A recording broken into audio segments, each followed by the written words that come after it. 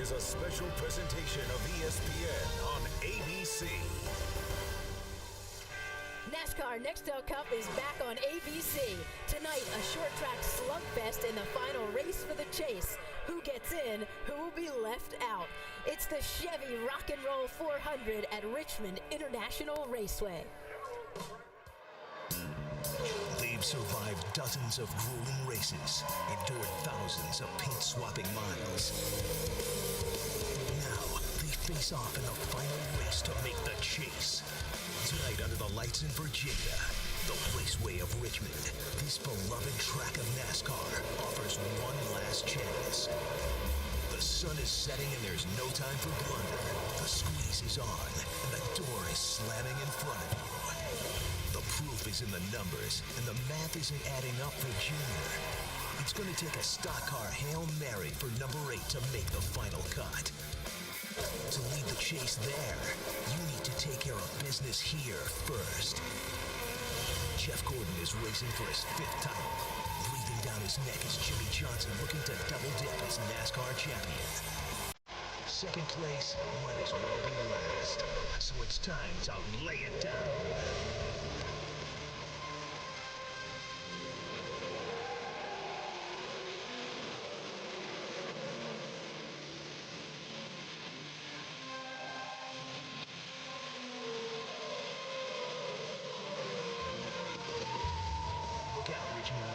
It's live.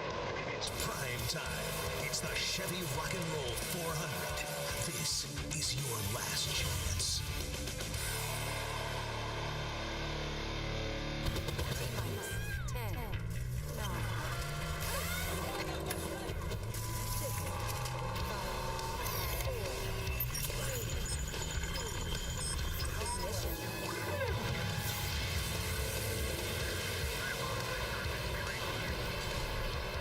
Countdown is on. 8 drivers are locked into the postseason, and there's only room for 12. All Clint Boyer and Martin Truex Jr. have to do is take the green flag, and they're in, which means 3 drivers fighting for 2 spots. Kurt Busch will clinch a spot by finishing at least 36th. Kevin Harvick needs to finish 32nd or better. And then there's Dale Earnhardt Jr. with the Elvis paint job. He hasn't left the building yet. A long shot, but it can happen. And this is one of his best tracks. Hi, everyone. Welcome to the pit studio here in the infield at Richmond International Raceway. I'm Susie Culver, along with our former NASCAR team owner, Brad Daugherty, and Rusty Wallace, who's won here 6 times. This place is an absolute favorite for drivers. Why? It's a 3/4-mile racetrack. It's really close quarters. This is true blue short track racing at its best right here. These folks can run right on the bottom of the track, the middle of the track, and on the top, and because of that, the drivers just love it. Now, Brad, aside from the drama of getting into the chase, there are a number of guys who are locked in. Yeah. All they really want to do then is win and build those bonus points. Well, yeah, you're exactly right. And in particular, you're talking about Jimmy Johnson, Jeff Gordon, and Tony Stewart. These guys are all almost comparable in wins, with Jimmy Johnson having 5. They need to close that gap. I know Tony Stewart wants to badly because he doesn't want to give Jimmy Johnson a 20-point lead, and Jeff doesn't want to give him a 10-point lead going into the chase. So these guys have their race within a race. And we'll explain those bonus points again in just a minute. But for now, all eyes on Dale Earnhardt Jr. There are a lot of scenarios, but we're going to try to keep it really simple. If Dale Jr. wins today and Kevin Harvick finishes 33rd or worse, Dale is in. A 34th place finish for Harvick, even if he leads a lap, would leave him 1 point shy of Jr. For Little E, the year has overflowed with drama, beginning with his stepmother, Teresa, questioning her stepson's commitment. In December, she said, Junior will have to decide if he wants to be a NASCAR driver or a public personality, perhaps a prelude to the rocky season to come. I can't afford to run anything less than 110%. Harvick said that he considered Teresa a deadbeat owner. Hey, you're killing me. Where will Dale Earnhardt Jr. be driving in 2008? Boy, Junior's car is crunched. Trouble turn 3, big smokers. That Dale That's Jr. the 8 car. I'd say that science project didn't work. He cannot stand much more of this right here. That's not what DEI needs. What do you want to get out of it? The ownership's a big part of it. I don't want to be appeased with a percentage of small equity and whatnot. There was a 51% deal on the table. I asked him what the price tag was. He would not comment on that. Kyle Bush just got into junior. There you see Kyle Busch going to the garage area. Dale Earnhardt Jr.'s car has been retired from the race. The 5 car is back on track. The driver is Dale Earnhardt Jr. See, that's where Kyle was?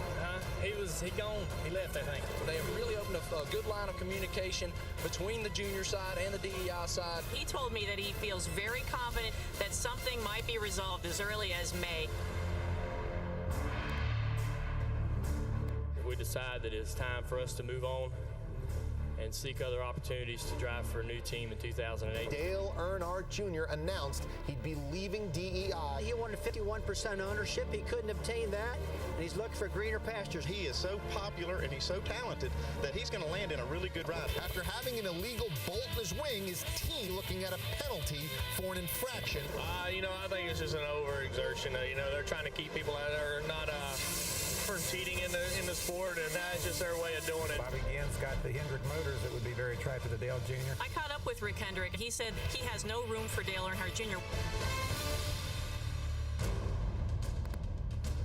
It is with great honor to introduce my new boss for 2008, Mr. Rick Hendrick. I just wanted to know what the deal was, and I would pick the best deal. I do want to win a championship. I want that trophy. Earnhardt said today that the entire marriage between himself and Budweiser will come to an end. And wow, how things can turn so quickly for 1 or 2 drivers, particularly this guy. Decided to come down and make a shot change. The car was handling terrible. It's woke the car up. What were your thoughts when you got the news that the 8 will no longer be with you? My personal feelings are disappointment. I think it's about time we give Teresa a break. She makes the decision on that number because she owns it. That 2-car and 8-car, they can't get away from each other. These were the guys we were watching for that elusive 12th position. We just need to run consistent and make sure that he sees us out on the racetrack. Everybody wants to be in a chase, but somebody's got to be a loser. It is a bummer. You just kind of want to go under the radar when you can't get it done.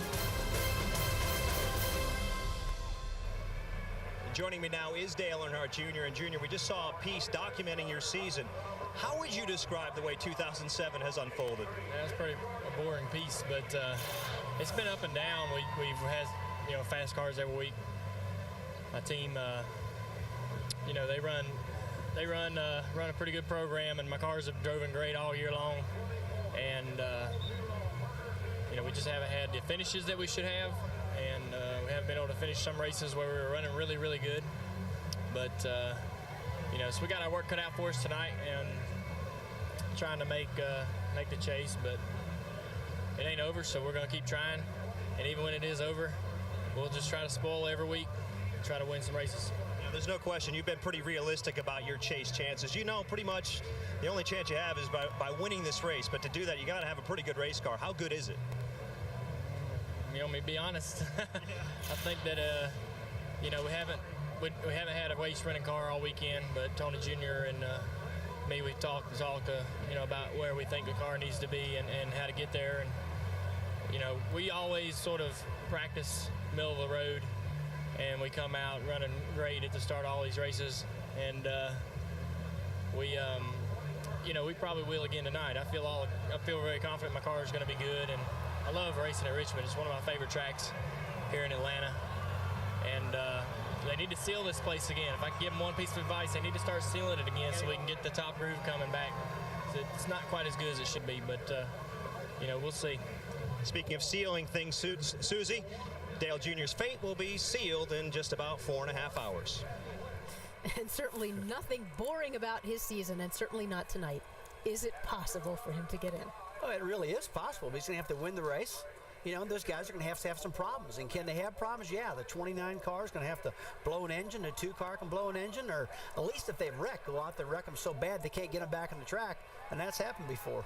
Even if you give him the 100 points back from the penalty early in the year, he's still outside the chase. So the bottom line is, in 25 races, he hasn't run well enough to be in the chase. My advice for all those junior fans, and there's a ton of them here, go out and start buying your merchandise for the 8 now. The season for the chase is over tonight. And if he wins tonight, it will be his first win of the season. At least we do know now who will be driving that number 8 next year. Mark Martin and Eric Almirola will be sharing the ride. Martin will share it again in 09. Martin understands some fans are disappointed, but says everyone should know how significant that number is to DEI. As drivers make their way to intros, we're fired up to talk to the boys on the bubble. Kurt Busch and Kevin Harvick's team owner Richard Childress up next. And later, this rock and roll themed race plugs in the most popular band in the country. Daughtry headline the pre-race concert, and we've got it for you.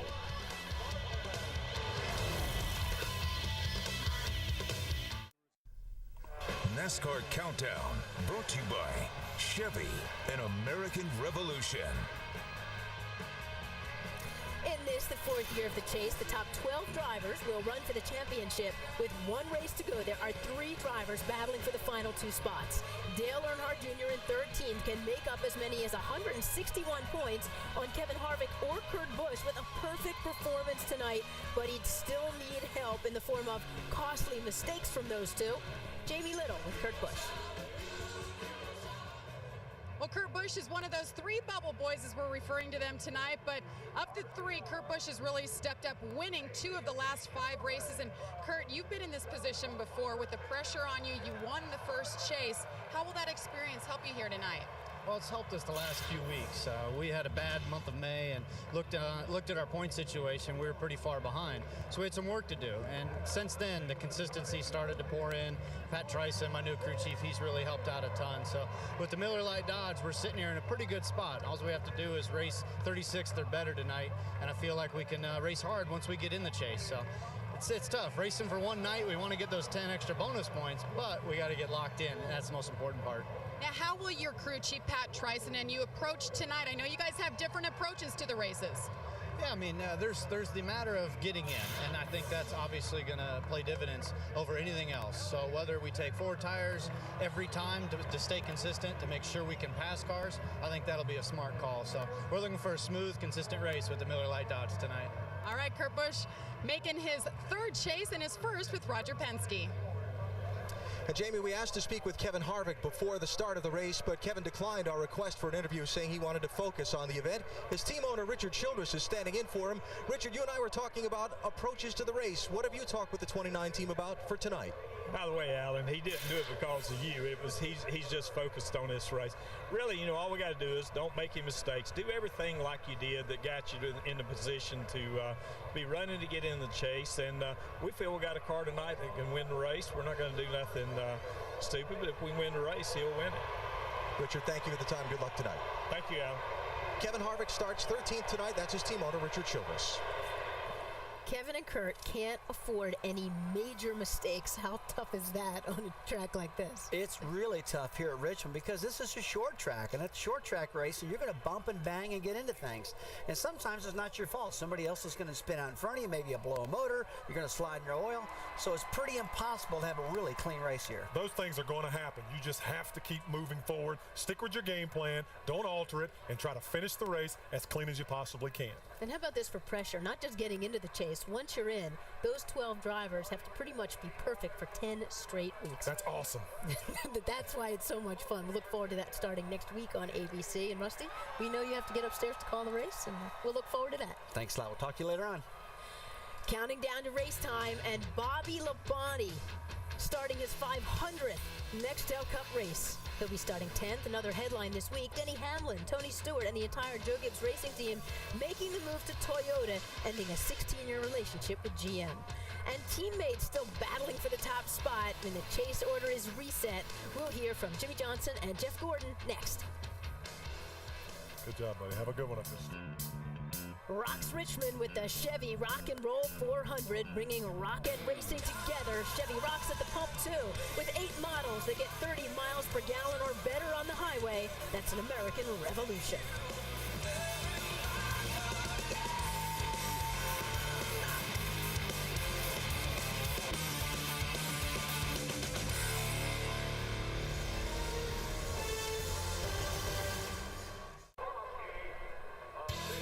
Central Virginia, aerial coverage of historic Richmond International Raceway, brought to you by Goodyear, the official tire of NASCAR, helping NASCAR drivers get to the finish line for the past 25 years.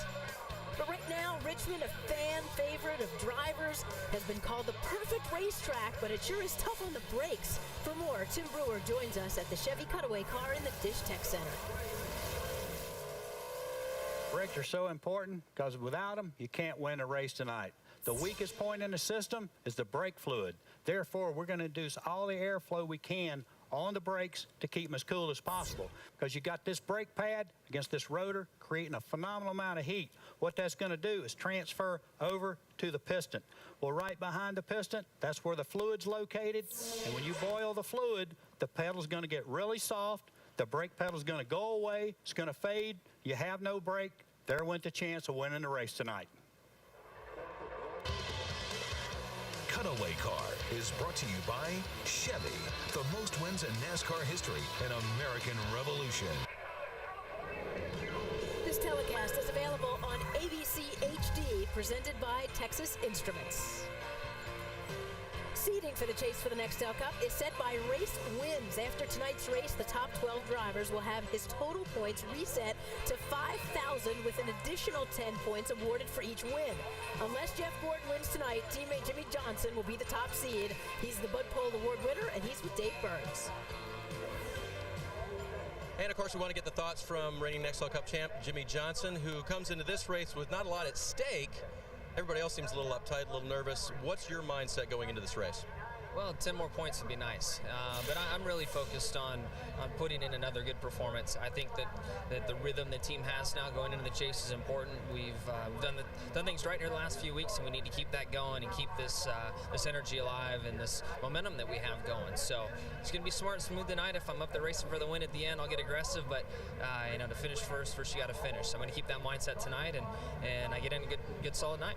It's been a good run for him. Of course, the win last week, the win earlier this year here at Richmond, and for the first time in 55 races, a pole position. He will start first tonight. Well, Jeff Gordon must win tonight in order to remain atop the point standings, a position that he's held since late March. How important is it to start this chase off in that top spot? I mean, I don't think it's crucial. I'd like to. You know, we've led the season in the points for quite a while, and I think we're going to have a real strong chase. And I'm excited about tonight. I think we got a great race car. I feel like we've really got a shot at getting those 10 bonus points back. But you got all you can do is go out every weekend and push as hard as you can. That's what we're going to do tonight with the DuPont Nicorette Chevrolet, and see where we end up and where we start the chase, and then put 10 good ones together and see if those bonus points really made the difference or not. All right, Jeff Gordon is a two-time winner here at Richmond, and he starts second tonight. Susie? And countdown has reached race time. You'll hear from Brad and I during the race. 300 miles of short track racing ahead. Time now for opening ceremonies here at Richmond International Raceway. Ladies and gentlemen, please rise and remove your hats as the Non-Commissioned Officers Academy from Fort Lee, Virginia presents our nation's colors. Followed by Colonel H.W. Stanley Jr., Henrico County Chief of Police, as he leads us in the Pledge of Allegiance. I pledge allegiance to the flag of the United States of America, for which the republic we stand, one nation, under God, indivisible, with liberty and justice for all. And now please remain standing as Reverend Joe Ellison offers tonight's invocation. Let us pray. Eternal Father, we thank you tonight for Richmond International Raceway. We thank you for all the drivers and all the wonderful people who helped plan this event. Lord, we ask you to protect each and every driver tonight. And Lord, we ask you to remember our brothers and sisters in Iraq and all the troops that they are serving our country in America. We thank you in the name of the Father and in the Son and in the Holy Ghost. Amen. And now, please welcome Nashville recording artist and Chevy's own John Day as she performs tonight's national anthem. Oh, son, can you see by the dawn's early light what so proudly we held at the twilight's last gleam? Whose broad stripes and bright stars through the perilous fight, o'er the ramparts we watched were so gallantly strewn.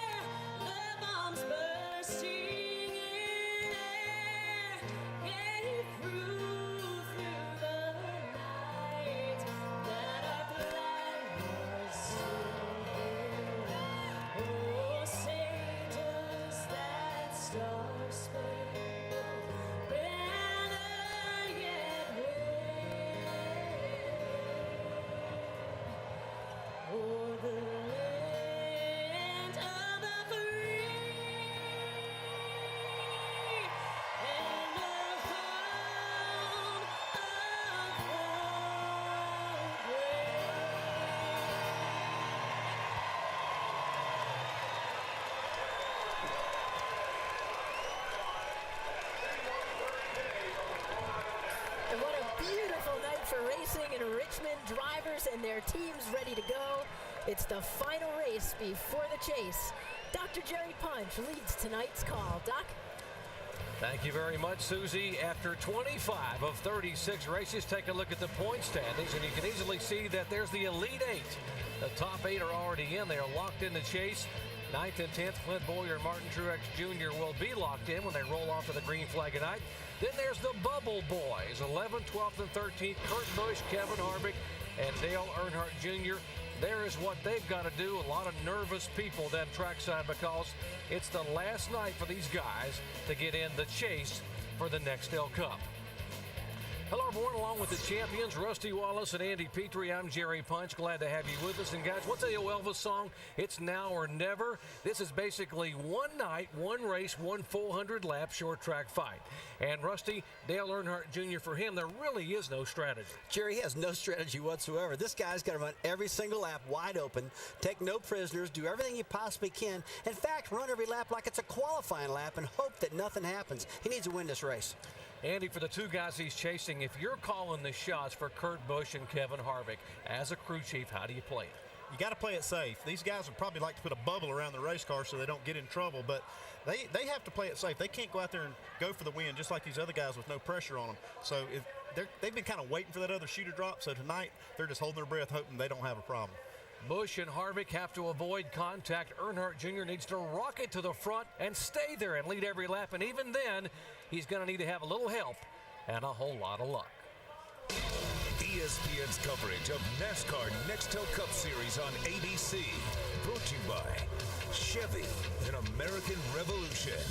Sprint, featuring NASCAR Nextel Cup Series updates at sprint speed. Office Depot, the official office products partner of NASCAR. And Shell, made to move. Back at Richmond, let's get this party started as we go trackside for the command. Ladies and gentlemen, it is time for the command. Please welcome your Grand Marshal, Dwayne Paddock, as he gives the most famous words in motorsports. Gentlemen, start your engines! Getting very low. Fired up here.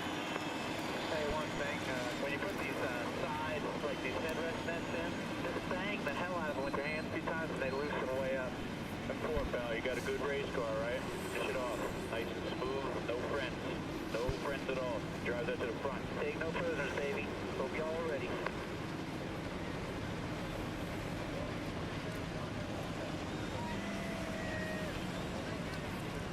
The engines have fired in 43 of NASCAR's finest. Now, what's about to happen? It's all about slipping, sliding, racing, and rubbing on a Saturday night short track NASCAR style. The Chevy Rock and Roll 400 is next.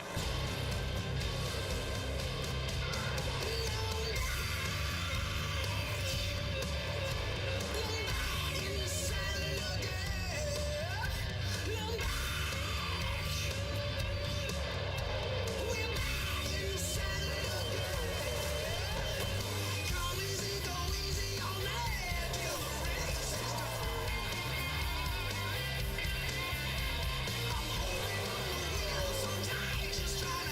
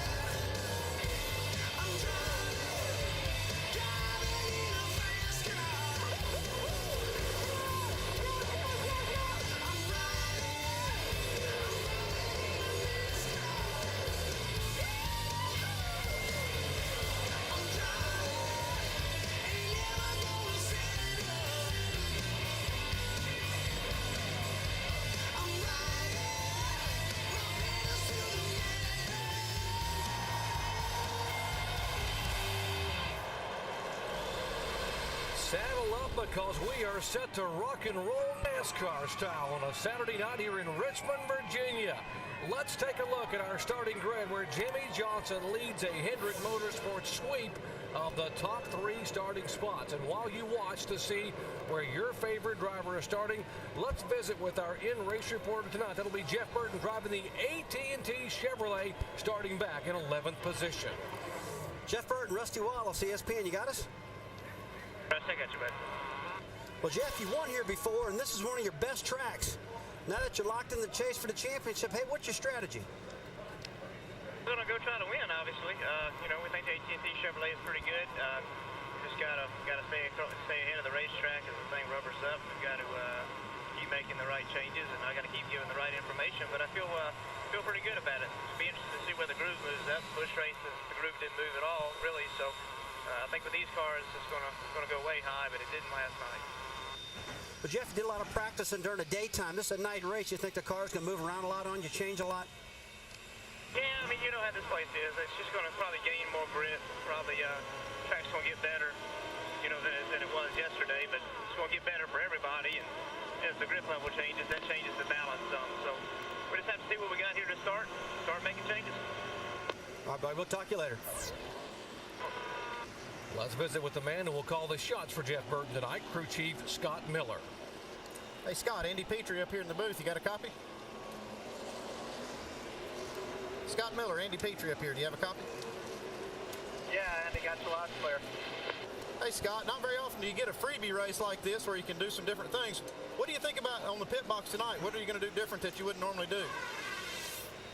Well, if anything comes up in the race, it might be some off-the-wall strategy or something that looks like it might be able to get us a win. I mean, I'm going to be a lot less reluctant to make a risk call at the end of this race than I would normally. 10-4, Scott. It's going to be interesting. Good luck to you and your team. Thanks, Andy. Thanks for being with us. We'll be following along with Jeff and Scott all night long. Now let's update some of the key stories we'll be following here tonight. First, here's Jamie Little. Well, Doc, we're going to be talking a lot of eating as this chase nears. And, Jeff Gordon, he's been leading the regular series points since the 5th week. Well, that could all change here tonight. Once the 12 drivers are locked into this chase, all the points start over, and they're seeded based on wins in the regular season. For instance, Jimmy Johnson, he's 6th in the regular points right now, but because he has the most wins, 5 in the regular series, starting next weekend, he will be seeded first. Now, his teammate Jeff Gordon has 4 wins, so he's seeded 2nd currently, but if he wins here tonight, he could mix things up, and he could tie Jimmy for the #1 seed. Let's go to Dave Burns. Well, Jamie, this race always has lots of appeal because something always happens at Richmond. In each of the 3 chase events so far, each of the 3 editions, someone has gotten bumped out. In the first year, it was Casey Kane who got bumped out when Jeremy Mayfield won the race. The next year, Jamie McMurray crashed early. Ryan Newman raced his way into the chase. And, of course, last year, Casey Kane ran well enough to bump Tony Stewart out of the chase for the Nextel Cup. Keep your eye on Kurt Busch and the 29 of Kevin Harvick. They're not in yet. They're not a lock. If you root for these guys, you better stay with them all night because they still need your help. Mike? Well, Dave, during a press conference on Friday, Dale Earnhardt Jr. sounded as though he was giving a concession speech. He said, quote, he should have made the chase, and that he was disappointed that his team failed to realize its potential. The truth is, though, it's not over yet for Junior. Mathematically, he can gain as many as 161 points in a single race. To do that, though, he needs to be perfect while others falter. So what's the approach? He says he's going to race as hard as he can and leave the rest to chance. Tonight he rolls off 21st, trying to erase a monumental 128-point deficit. Alan? Well, Mike, one thing is certain tonight. Unless Dale Earnhardt Jr. falls out of this race, you can't count on anything until the last lap is run. Now, that's not hype. That's racing reality. Here's an example. If Kevin Harvick so much as gets a flat tire in the final 50 laps of this race, he could wind up finishing somewhere in the high 30s. And if Junior runs well, he could sneak in. They pay the points after the checkered flag waves. The fun is seeing what happens between now and then.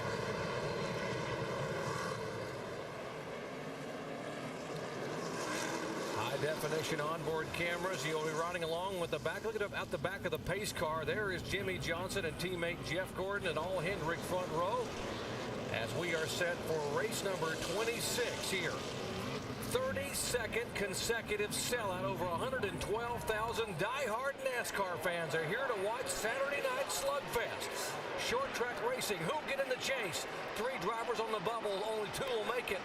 Who will be there? We're going to find out momentarily as Jimmy Johnson leads them down to the green flag at Richmond, Virginia.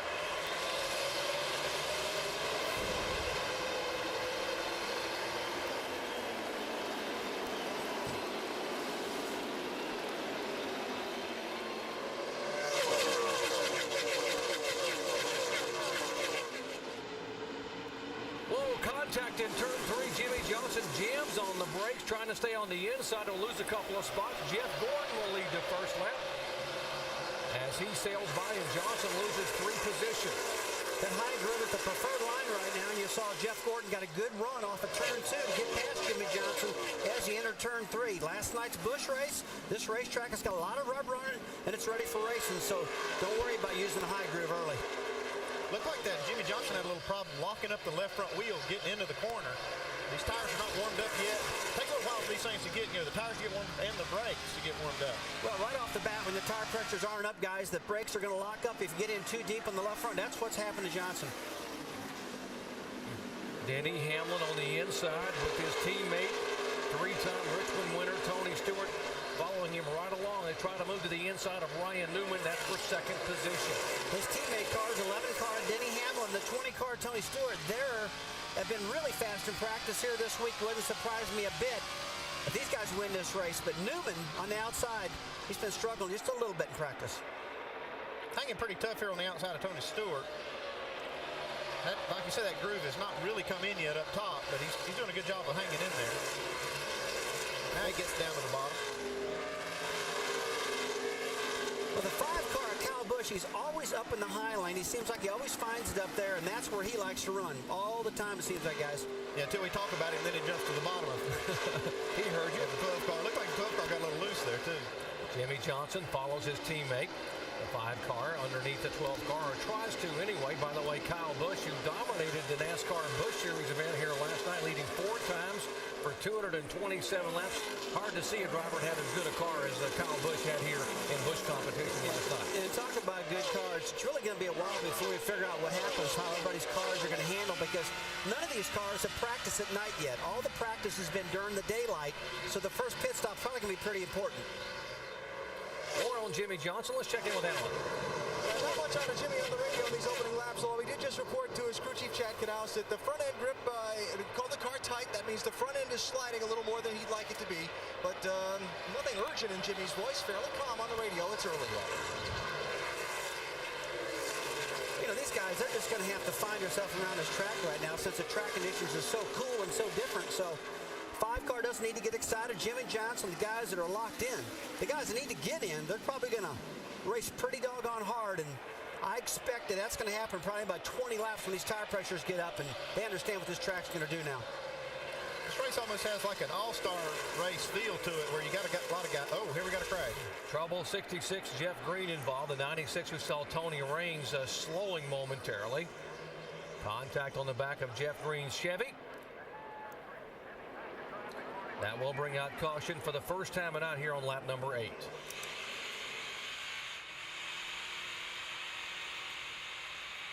You just hate to see a problem early for these fellas. They've worked all week long trying to get these cars running. This is one big race, a lot of attention on it, and right away you're out of the race. Tony Raines really needs to get something going here too. He's going to be looking for a ride next year. I'm sure he's wanting to audition for that here last few races of the year. Let's show you what happened here. Going into the corner, 96 is Raines, 66 is Green. As we've talked about aero loose a long time, and that's exactly what happened in the 96. He got alongside of Green in the 66 car, and the car just got loose. He slid up into the 66, lost his downforce. Looked like Dale Jarrett in the 44 got a little bit of that too. Let's watch this one more time. Really in their side. Just got loose before he got to him, and then lost it and went up into. Now from Jeff Green's camera, looking back into the side.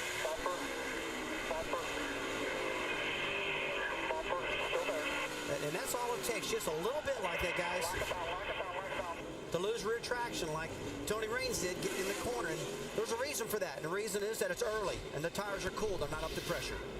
Caution number one of probably many here tonight at Richmond International Raceway. Kyle Busch, Ryan Newman, Tony Stewart, Denny Hamlin, and Jeff Gordon.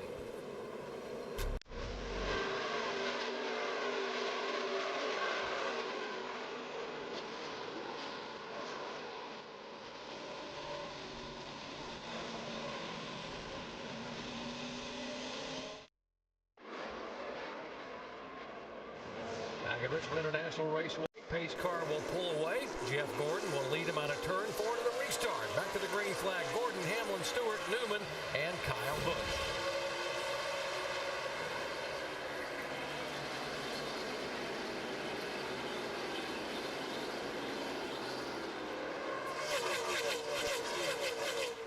If you're wondering what happened with Jimmy Johnson on that first lap, we're being told that he complained during a moment ago that the front splitter of his car is actually hitting the racetrack, and he's been waiting for the tire pressures to come up, and that's got to be very disconcerting for a driver.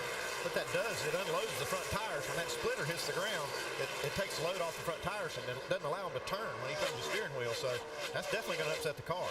We'll tell you another fellow on the move right now, Jeff Burton, working outside of the racetrack and outside of Carl Edwards. He's making some ground up there.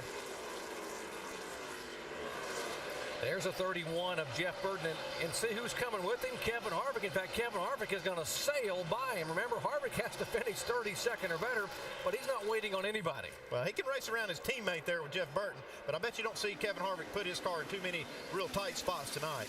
Now, Dale Earnhardt Jr., there's the 8 car, started back in 21st position. He's making his move slowly and surely. That's for 18th position. He's trying to go by Riggs and does so. Would take the 18th spot away. Currently back in 19th spot. Let's listen in. I can get down in the corner real good. And just the left front's chattering, center off. I don't really like left for air pressure changes, but you know, just to try to get it to turn off off, I'd rather you try front belt. And Doc, the last time he was behind the wheel of the 8 car, they were 43rd quickest in practice. They were not happy with the car, the way it was handling, and all this is his first time behind the wheel. And as you can hear, things aren't going his way. Well, they made some changes last night in their setup of their car. They talked again this morning about what they want to do, and it sounds like they've hit it pretty close. He likes how his car is, getting in the corner, and that pushing front end, chattering he calls it, that'll work itself out on a couple pit stops. Right side of your screen, the 99 you see there, that is 6th, 7th, and 8th, and Harvick in the 29 car in 8th position. You see him trying to make a move inside of the 5 car of Kyle Busch, who's still up high in the outside group. Looked like he was scraping the wall down the straightaway, and he's still running up the racetrack in the corners, leaving that bottom open for Kevin Harvick. You know, all year long he feels real comfortable on top of the racetrack, and he's got himself working that top lane in like you saw last night in the Busch race here at Richmond, and he just loves it up there. And, you know, you're not going to get him trapped on the bottom, so he just went to the top. He got a lot of momentum up there also. Looks like Harvick's got a good car here early. Ryan Newman trying to get back underneath the 11 car. Denny Hamlin, that's for 2nd position. These cars are about a second behind the leader, Jeff Gordon. Allen. Doc, Denny Hamlin in that 11 has extra motivation to win tonight's race. Denny is from Chesterfield, Virginia, just down the road from Richmond. He says it wasn't all that long ago. He was a spectator in the stands watching races here. He said every driver has a place that's more special to him than any other. For Tony Stewart, it's Indianapolis. For me, it's Richmond. He wants to win here badly tonight, especially being locked into the chase and having no points to worry about. Talking about the Virginia boys, you remember you got the Burton boys. Here's Denny Hamlin, currently 3rd. Jeff Burton in 10th spot. Elliott Sadler, who's from Emporia, Virginia, in 12th position.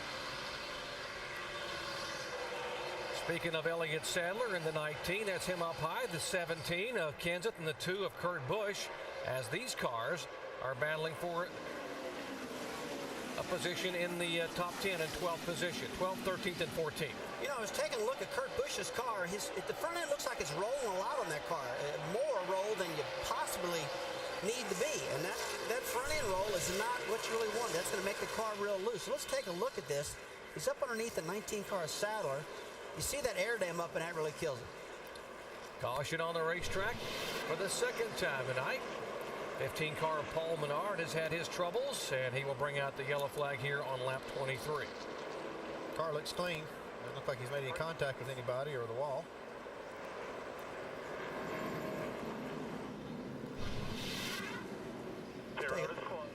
Take a look at that action. He just got in real deep in the middle of turn 3 and 4 and just got the thing loose again. I don't believe that the 49 car behind him or the 21er just went by, got in the back of him. It looked like he's got a clean rear bumper. Just another arrow loose situation getting into the corner. We are at Richmond International Raceway, a sellout crowd of over 112,000. The Chevy Rock and Roll 400. It may be the last regular season race of the year because this is when the chase is decided. We're going to move into the 10-race chase for the Nextel Cup. Under caution, here they come down pit road for the first pit stop of the night to Dave Burns. Carl Edwards will come in the 99 car, and they're going to make changes on that car. Carl's pretty happy with it, but one thing he's concerned about, brakes. They can't make changes right now. We'll see how that plays its way out. Jamie. And Jeff Gordon in his pit box, he says he's tight when he picks up the throttle and loose off. They're going to take 4 tires, no adjustment. Skies for your leader. Alan? Denny Hamlin's crew is going to take a little extra time on the right rear corner of the car to place a spring rubber inside one of the springs for a handling adjustment. That's why the rear tire changer's a little slow coming around the car. They will give up a little track position now to try and help the handling for the long run in the race.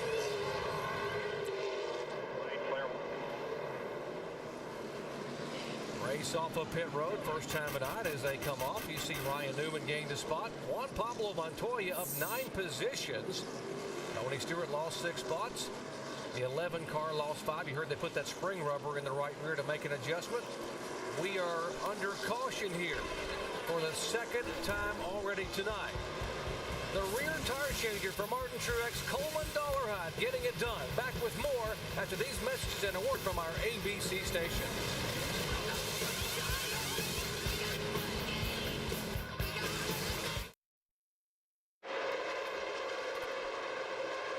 Welcome back to Richmond International Raceway. Just underway again on the green, and Casey Mears becomes the second Hendrick Motorsports driver to lead tonight after Jeff Gordon led the first 25 laps.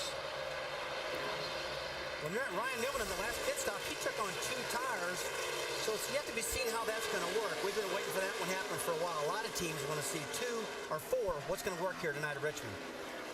One of the drivers we thought might be a factor tonight is in the garage area. Mike? We certainly thought that Greg Biffle had a shot at contending for the win tonight, but that's not the case. Involved in the early incident, what exactly happened? I really don't know. You know, it's unfortunate. When you start at the back, you qualify bad. You start in the back with all the donkeys, and they're for sure to cause a wreck in the first 10 laps of the race. That's why they're back there, and it's unfortunate. I know that maybe the car involved was the car that took us out last Richmond race. So I don't know. Unfortunate for us. We had a good race car, just qualified badly. Looks like it took a pretty heavy hit in the right rear. How bad's the damage? Well, it bent the axle housing, bent the rear truck arms, and the axle housing's bent. They can't get the axles out, so we got to replace all the rear suspension from the middle of the car back because everything's bent. The team's not giving up, though, Doc. They're going to work here on the 16 car, trying to get them back in the race before the end of the evening. Thank you, Mike. They'll try to get that car back on the racetrack. There's Glenn Harvick. See him trying to make a move inside of David Gilliland. That is for the 5th position. Well, Harvick needs to run a really good race. He's got to keep himself out of trouble. And sometimes it's just a lot easier to do that by staying up front. And that's what he's doing. You don't want to get in the problem that happened to Greg Biffle. Yeah, it looks like he's doing a good job of staying out front. He's got a big gap on these guys. And he's not putting his car in any real tight spots. At the same time, he's running hard. 3 abreast, Denny Hamlin all the way on the inside of the racetrack. He's inside of Juan Pablo Montoya in the 42 car. We heard him say they put a spring rubber in the rear for Hamlin. What are they trying to correct there? Well, right now, if they put a spring rubber in the right rear, they're trying to get the car to turn the front end better. Just get the front end to stick better. Jimmy Johnson on the move. He was the pole sitter. Still has yet to lead a lap. He went into turn 3 and had the splitter bouncing off the racetrack. Jammed on the brakes and was passed by his teammate, Jeff Gordon, in the very first lap of the race. Johnson now moving back up to 3rd position. So it's Newman, Jeff Gordon, and Jimmy Johnson as you watch this battle back for 4th, and Harvick goes sailing by Casey Mears. Well, yesterday in practice, Harvick had a really good car. That thing was working on the bottom of the track, in the middle, on the top. And talking to him, he was just really excited about how his car was running. This is just one of those tracks that Kevin Harvick has always performed well at. Even with this new car, it seems like he's not lost a beat here. It's just a track he really loves. You've seen him have so much luck in the Busch Series. here at Richmond, Virginia Raceway, and he just loves this track. And he's another guy that's not afraid to run that car dead up on top of the wall. Harvick has won 4 times in a NASCAR Busch car. He won this race a year ago in the NASCAR Nextel Cup Series. Where is Dale Earnhardt Jr.? Well, after the pit stops, he finds himself in the back of the pack. Earnhardt Jr. now being shown in 20th position. Take a look at this. It looks like he had in the pits a little sideways, had to stop. And he's not really in a position where he wants to be because the 10 car in front of him has got his rear of a car kind of hung out a little bit. When Dale gets ready to drop this jack, it's going to be a little bit of a struggle for him to get out of there. He's got to stop and back up, and when he does that, that just really kills yourself. From Jackman Brian Hootie Chase as they service the car. You see that Hootie's watching and he realizes they got to back the car up, and Earnhardt lost about 4 or 5 cars on pit road, went by him while he was trying to back up and get back around the 10 car of Scott Briggs. Jamie. Just bad luck for that 8 Docket team. Pointed about what happened, obviously, but they're trying to talk to each other, calm each other down, and say it's going to be a long race. Just keep your eyes on the plan, and their plan is to lead laps and win this race tonight. Riding along with our Wrangler onboard telemetry, you can see what's going on there with Dale Earnhardt Jr. as he's trying to just sail back through the field and work some of this traffic. Well, guys, right now he really can't give the car its full potential because he's locked up in the traffic. You'd see the RPMs higher getting down into turn 1 if he could not be in all that traffic. Kevin Harvick, so much for trying to be ginger and tiptoe early on until some cars fall out. He is just, if you were his crew chief, Andy, would you like this move? I mean, he's being as aggressive as I've seen him all year long. I would like to see the car running fast like it is, but I haven't seen him put it in a position yet that scares me. In other words, putting it 3 wide or racing in some positions that would really scare me. I don't mind seeing him run fast. I just don't want to see him in any real tight spot. Well, if the car will run fast by itself and he doesn't have to push it or overdrive the car to get it to go fast, that's 2 different things right there, guys. And right now, it looks like this car is running fast easy. It gives him a lot of options when you got a fast car. Kevin Harvick on his way to the front and maybe on his way to the chase for the NASCAR Nextel Cup. Hamlin, Johnson, Harvick, Jeff Gordon, and of course, how about this guy trying to get in the chase? Back in a moment.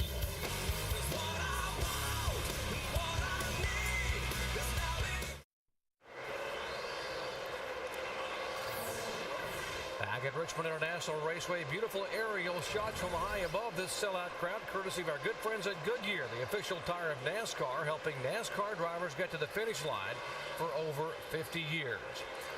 Well, Monday Night Football kicks off at 7 o'clock Eastern time with a doubleheader. First, it's Chad Johnson and the Bengals looking to make a statement against the rough and tumble defense of the Baltimore Ravens. Then Heisman winner Matt Leinart and the Arizona Cardinals taking on the San Francisco 49ers. Are you ready for some football?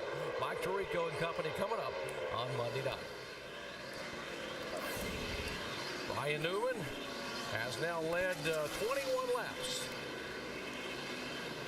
Our early leader was Jeff Gordon. He led the first 25 laps, but there may be some issues brewing in the 24 car. Jamie? Well, Doc, Jeff Gordon, when he came into his pit box, he was a little sluggish off, and he told his crew chief, Steve Letarte, why.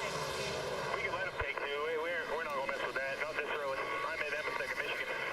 That clutch is funky on those takeoffs, so remind me to get plenty of revs on the takeoff.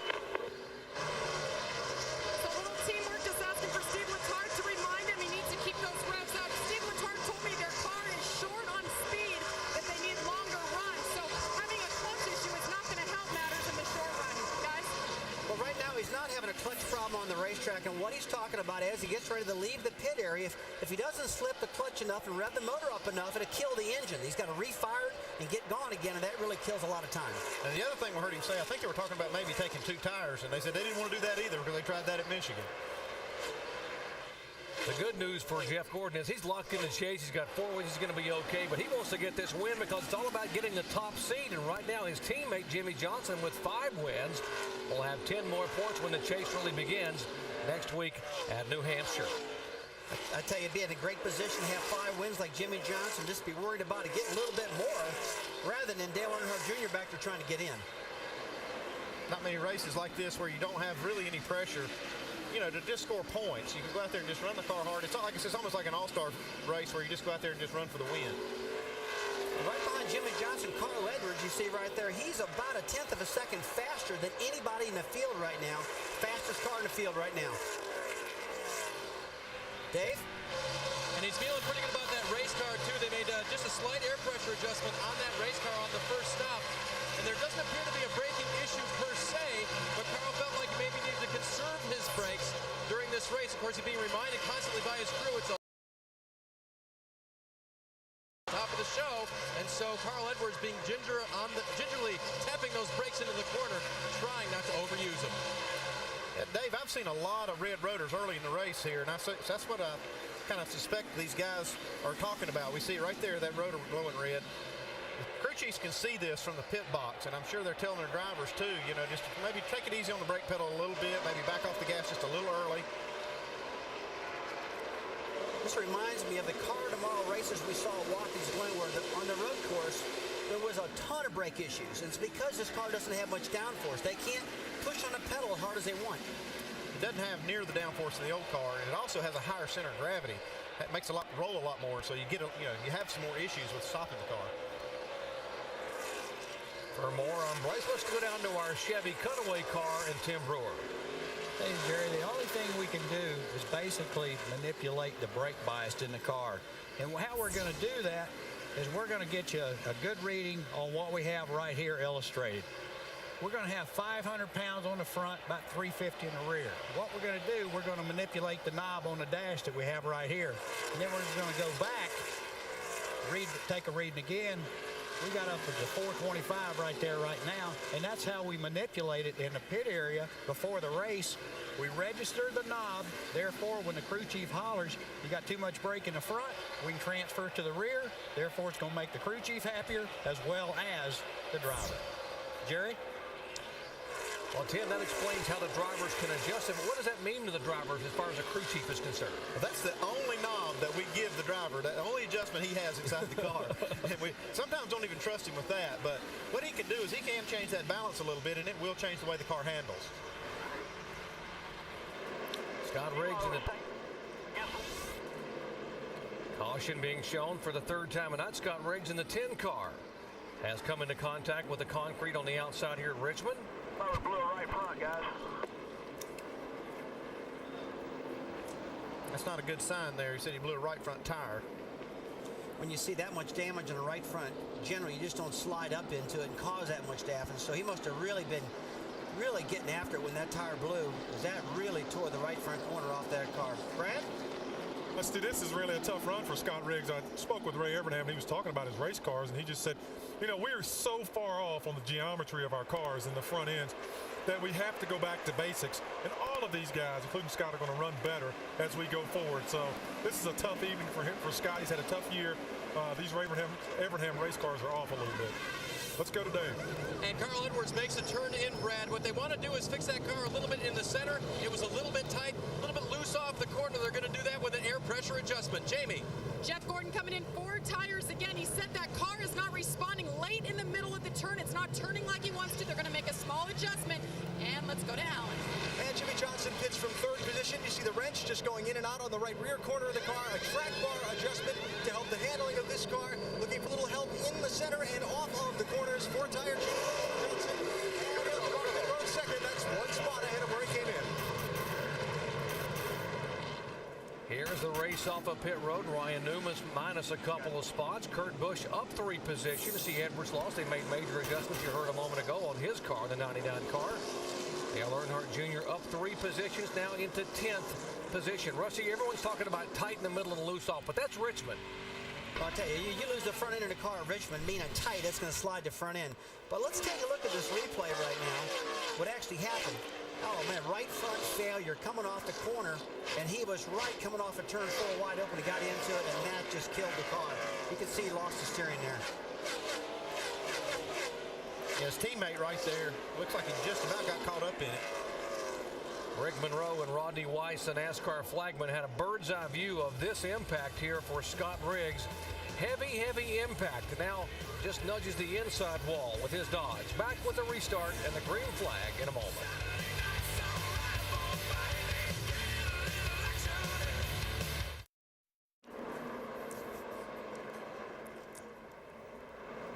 Welcome back to Richmond International Raceway. Time now to take a look at our AT&T Crew Chief Challenge. Which driver will add a win to their win total tonight? Will it be Jimmy Johnson, B, Jeff Gordon, Carl Edwards, or Kurt Busch? Text the word crew to 191 on your wireless phone and send in your answer. The results will be shown later on in the race. You guys know who you'd vote for? Don't tell us yet. We'll wait. That's a tough one, though. That's a tough one. That is very tough. That is the toughest all year.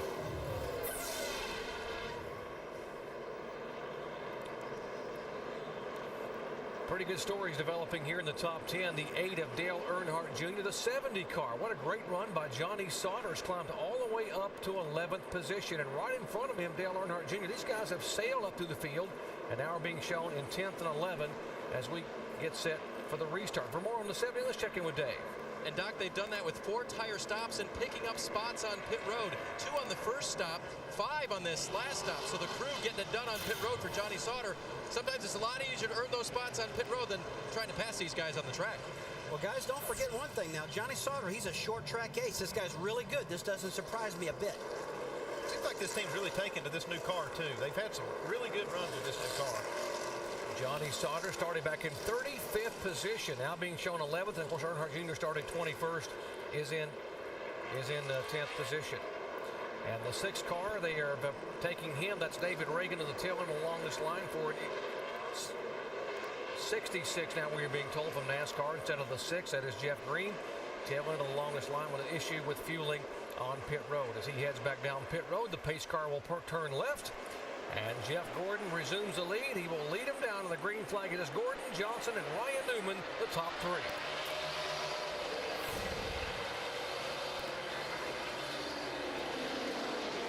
You know, you just wonder how fast his 12 car can be. He was out there before in 2 tires leading the race. 4 tires, he might really be flying.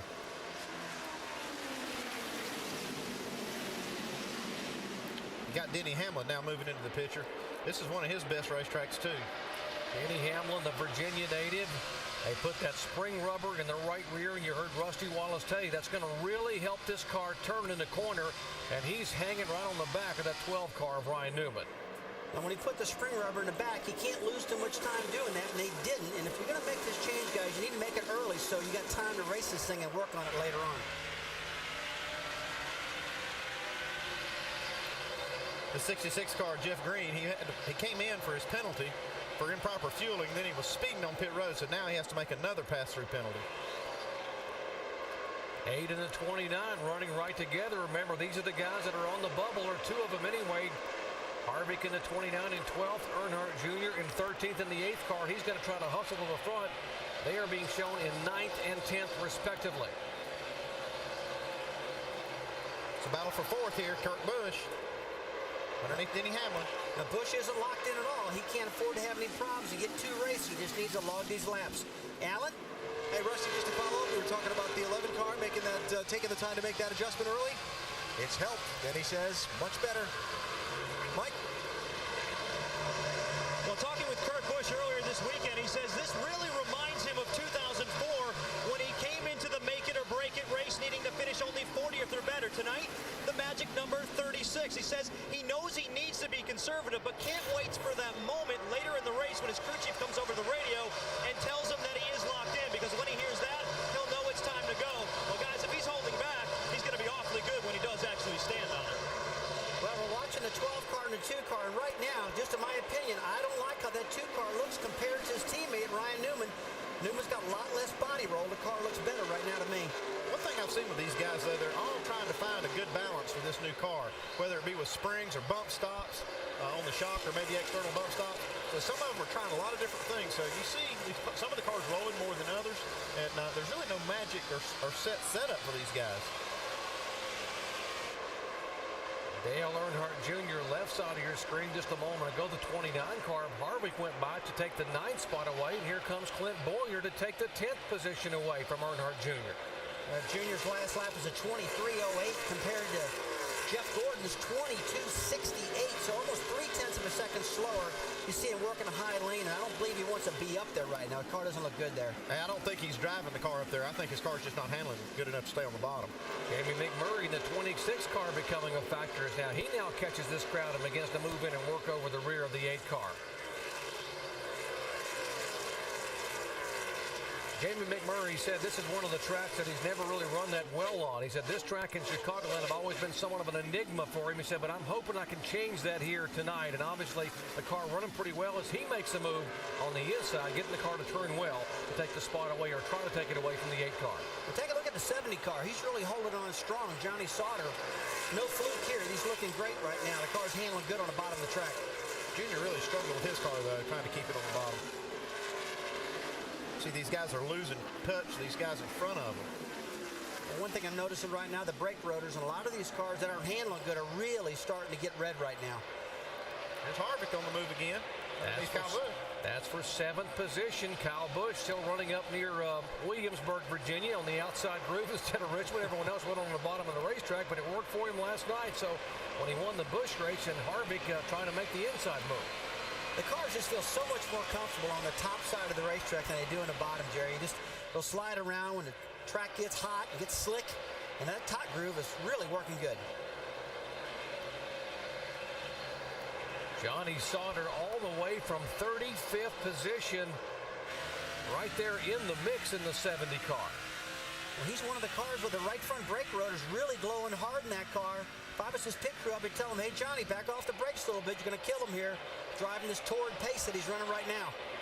What do you feel as a driver when you know you're starting to have some brake issues? I mean, in the old days, you used to be able to smell it. Now drivers talk about this feeling it in the pedal. Well, right now what happens, the brake pedal starts to get long. When you push it, it goes longer to the floorboard. We call that getting soft.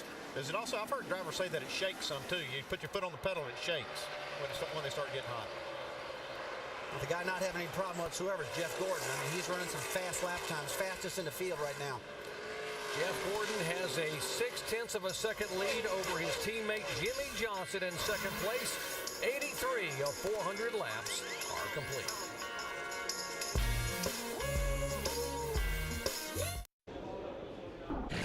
I'm Stan Barrett, and this is the SportsCenter Minute powered by Vizio. In college football, Michigan tried to bounce back from its upset loss to Appalachian State last week. Wolverines at home taking on Oregon, but they wound up with their worst home loss in 40 years as the Ducks win it 39-7 in Ann Arbor. NFL news, Michael Strahan will play for the Giants against Dallas on Sunday night. Strahan had considered retirement during training camp before rejoining the Giants. That's the SportsCenter Minute. Now back to Richmond for more of the Chevy Rock and Roll 400.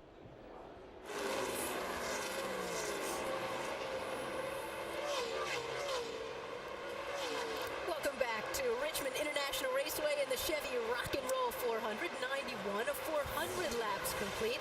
3 cautions, which is pretty typical for a Richmond race, right? Yeah, absolutely. 2 storylines that are driving the action tonight. 10 drivers are locked into the chase for the Nextel Cup, which means 3 drivers are fighting for 2 spots, Brad. It's really a daunting task, obviously, for Earnhardt Jr. It looks to me as if Kurt Busch and Kevin Hart are just trying to protect their positions, log some laps, stay out of trouble. Earnhardt Jr. needs to come on. He needs to be charging every lap. Harvick and Busch have been running in the top 10 most of the night. And then the other storyline, the drivers that are locked in, really nothing but a win matters tonight. Those guys, Jeff Gordon, Jimmy Johnson, those guys are going for the victory tonight. Tony Stewart also moving up through the field in 8th place. And how about a good run for Johnny Sauter, back in 12th position right now, just moved to 11th. Jeff Gordon, who is the leader, has 4 wins. He wants that top seed back again. He has led the most laps tonight, but he's been battling it out with his teammate Jimmy Johnson. They're trying to get these race cars figured out, but they're up front with their little bit of trouble that they're having. It's a good place to be. Once they figure it out, they could check out on everyone. And Doc Dale Earnhardt sitting there in 13th. 51 races without a win. This sure would be a good time. Indeed it would, Susie. Earnhardt Jr. trying to hustle that car. The car not to his liking right now, but what's happening up front is that Jimmy Johnson is running down his teammate, Jeff Gordon. The 66 car is the one that crashed this party. He's 3 laps down, but he passed Jeff Gordon, went around him on the outside here, and I think it's kind of slowed Jeff up a little bit. Well, it slowed him up at that last lap by. Jeff Gordon and Jimmy Johnson are on identical speeds at 23.44, but the car in front has slowed Jeff down and lost his rhythm just a little bit. Jeff Gordon trying to hold on. He's now led 55 laps. With more on Jeff, here's Jamie. I was talking to Steve LaCharge, the crew chief for Jeff Gordon, earlier today, and I asked him about Jeff's car. He said this is the same one he ran here in the spring, but they decided to go over to their teammate Jimmy Johnson and get his setup. So the two cars are actually almost identical, which is why they're running 1 and 2 and running almost identical times. Back in the spring, it was Jimmy Johnson who won the race and Jeff Gordon who finished 4th. Now the battle on the right side of your screen, that's the battle for 5th. Ryan Newman and Denny Hamlin.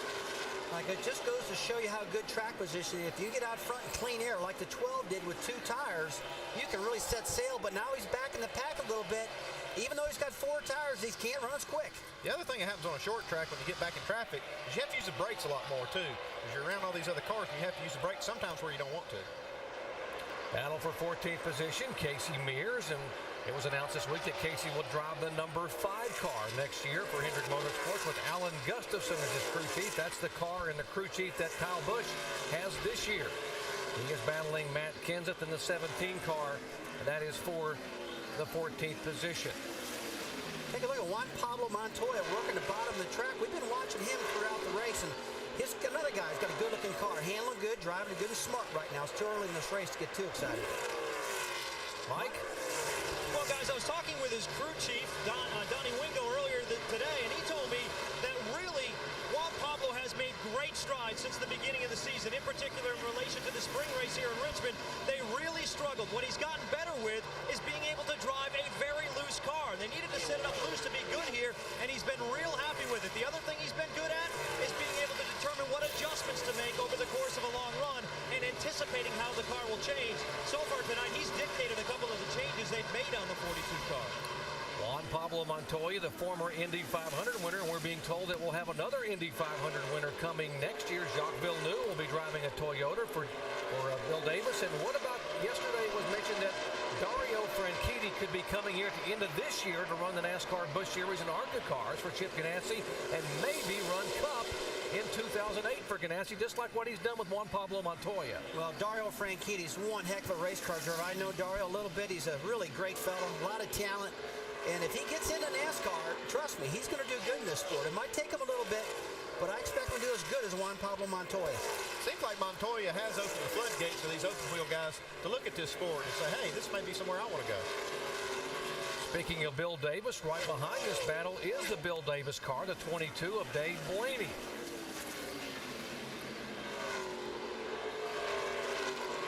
Blaney, the former World of Outlaws champion. Here's the 5 car that's actually sliding backwards a little bit. Kyle Busch car, the handle's starting to go away a little bit. Well, I would venture to say in the last pit stop they made a change that didn't work. And so right now he's just holding on to the car. He's been one of the fastest cars. He's about a half a second off the pace right now, though.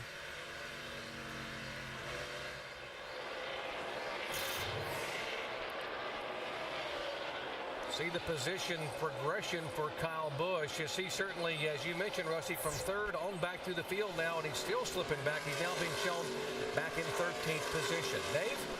And Doc, remember, Kyle's had a love-hate relationship with this new car of tomorrow. Won the first ever COT race. Tonight, it's going to be a different story. Listen to what he said on the radio. God, I love this car. Oh, Canada. Sure, a lot of this has to do with my no turning left front because I locked it up, and now it's vibrating. Vibrating left front, loose, tight, all over the place. Kyle says, you know what I think about these cars? They're a piece of, and then he actually said, you know what? He said they're a piece of you know what, and he was very nice on the radio, but struggling tonight, as you guys saw, going backwards. What he's talking about there, Dave, is he locked that left front up, and what it did is just put a flat spot right on that left front tire, makes it start vibrating, won't grip. He's going to have to live with that until they can get it in there and change tires.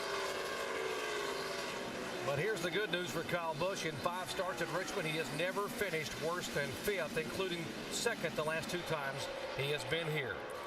Jeff Gordon is our leader. He has led twice for 67 laps. It is Jimmy Johnson, Kurt Busch, Carl Edwards, and Denny Hamlin that are chasing Jeff Gordon. Can Jeff pull off his 5th win of the year? He's leading right now. Back after these messages and a word from our ABC stations.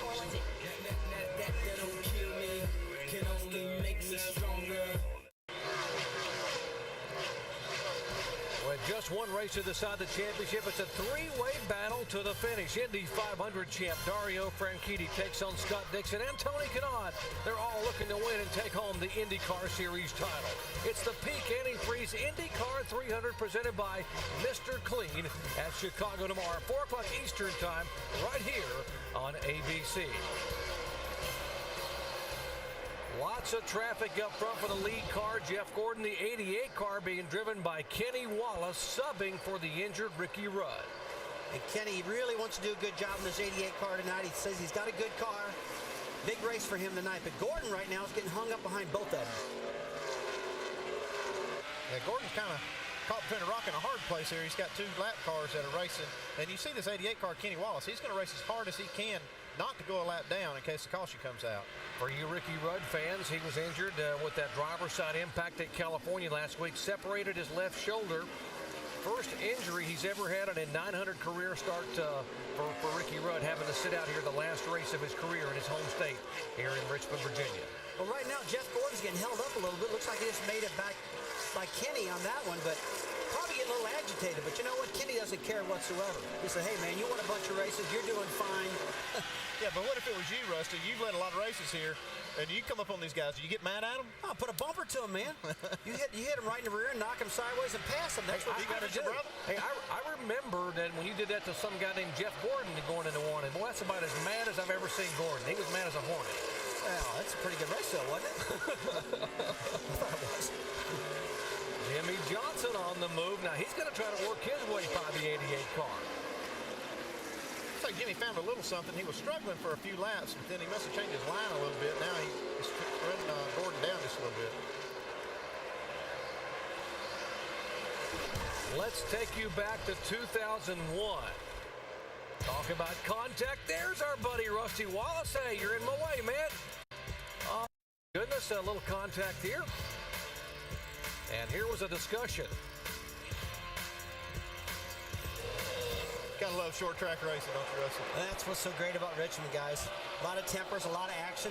People love it. This place is packed here tonight. Standing room only. That's why they've had 32 consecutive sellouts here at over 112,000 folks. They jammed their way in here to see exciting NASCAR on a short track Saturday night here in Virginia. Alan. You know, Jerry, we've talked a lot tonight about adjustments that the pit crews make on these cars during a stop. Jimmy Johnson, who won the last race here in May, talked about how he has made an adjustment to his driving here. He said during that race weekend he learned how to drive the place. And I asked him before the race what he meant by that. He said he was attacking the corners too hard and abusing his equipment too much to the point that the crew was not able to help him with their adjustments later in the race. He said, I adjusted the way I did things. It helped them adjust the car, and we won. I hope I can remember how to do it tonight. Well, it looks like he's doing a pretty good job right now. And Andy, one thing I've noticed, these guys are pretty inconsistent out there. We're watching the lap times. One time a fast lap, the next time a slow lap. They just can't seem to get these cars where they want them right yet. This is the final race in the race to the chase, trying to get in the top 12 here. The 29 car, right side of your screen, that is Kevin Harvick, and he's being shown in the 10th position. He started 13th, now in 10th. He just has to finish 32nd or better to hold on to that 12th position and be the final driver in the chase. Now, what about Dale Earnhardt Jr.? He started back in 21st position. Here's Dale Jr. He is now being shown in 12th spot, just 2 spots behind Kevin Harvick. Jamie. Well, he's done a heck of a job fighting his way forward, Doc, but he's still fighting an ill-handling race car, and this was on his radio just a few moments ago. They're vibrating like hell. That was my problem at the start. The brakes started shaking like a tempo. The fans just cooled them down during that caution. We'll have to shut the fans off from now on. We'll get caution. So you'll be good. And that's his crew chief, Tony Eury Jr., talking him through the problems. But Dale just came over the radio right when you guys were airing that, and he said that was a good lap. So they're staying optimistic, Doc. What are they talking about? How you cool him down? What's it all about? Let's check in. We're going to show you exactly what he's referring to with our Chevy Cutaway car and Tim Brewer. Hey, thanks, Jerry. What you're going to have here, folks, you got this opening right here. that's going to conduct airflow back through the coolers. Now, we've got fans back here. This is a premier setup right here. There's nobody in NASCAR got anything any better. We've got Max Crawford's fans up here. We've got even fans down here in the lower portion. And it's going to conduct all this airflow right over here to the caliper in hopes of keeping the brake heat from the caliper. Because right here, folks, the fluid, when it boils in behind this piston, that's when Rusty alluded a while ago. He said, hey, the pedal's getting long. The reason it's getting long is boiling the fluid back in this area, and that's where the weakness in the brake system is here at Richmond, Virginia. Jerry? Tim, that is a perfect explanation for exactly how all the cooling works. For more information on brake cooling, log on to ESPN.com. Search word Tech Center. The one thing I heard Tony Jr. say, though, is that they're going to have him turn the fans off during the caution. What they don't want to do is have these rotors going through these big temperature swings. You can see them right here. The rotors are glowing real red. They're super hot. And then when the caution comes out, they keep the fan going. It'll just bring that rotor down too cool, and it may warp it a little bit. It causes that shaking that I think Junior's talking about. Well, it's just like anything you're used to. If it's really, really hot, you put water on it or cool it real quick, it'll get brittle and break. And that's the same thing with a brake rotor. If you cool it too fast with those blowers, it's going to kill it. And it's actually going to not hurt it, but it could break it.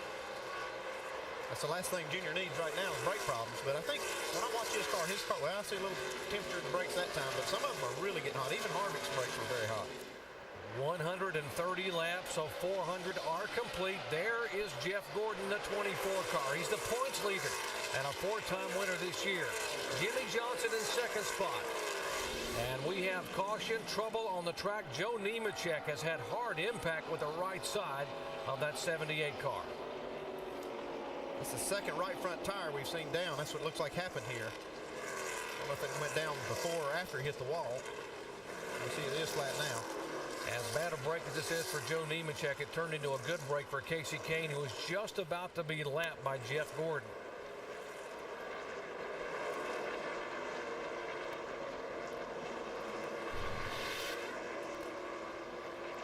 You could see he just absolutely lost the right front tire, went head on in the wall. Joe Nemechek's car.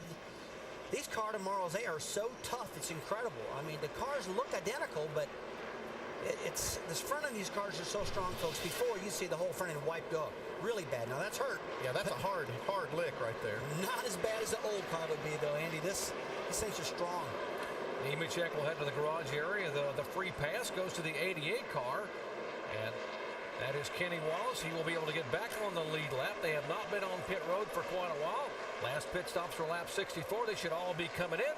And indeed, here they come. Jeff Gordon, Jimmy Johnson, Carl Edwards, and the whole field. Let's head down toward you, Dave. Carl Edwards says his car is barely tight in the center, a little loose in and off. They'll leave the air pressures where they are, go to a chassis adjustment. He picked up 4 positions on that last run.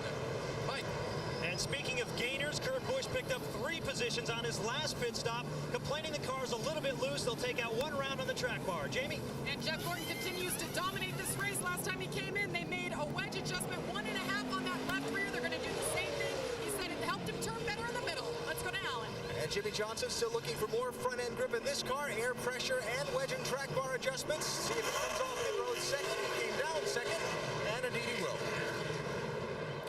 There's a scramble off of pit road, and Denny Hamlin gains a spot.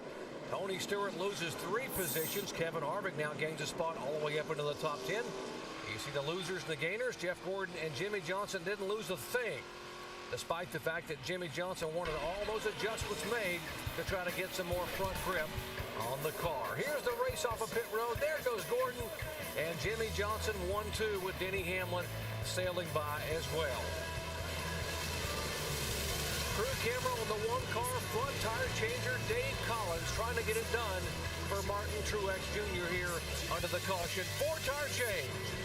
Here's the 8-car for Earnhardt. Here's Jackman, Brian Hootie Chase. Hustling around Dale Earnhardt Jr.'s car.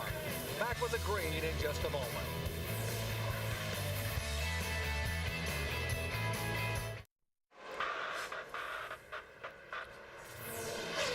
Welcome back to Richmond, Virginia, Richmond International Raceway. The Chevy Rock and Roll 400, and Jeff Gordon Chevy is rocking and rolling up at the front. It is Gordon, Johnson, Hamlin, 3 consecutive Chevys. Then the Ford of Carl Edwards in 4th spot, and the Dodge of Kurt Busch in 5th.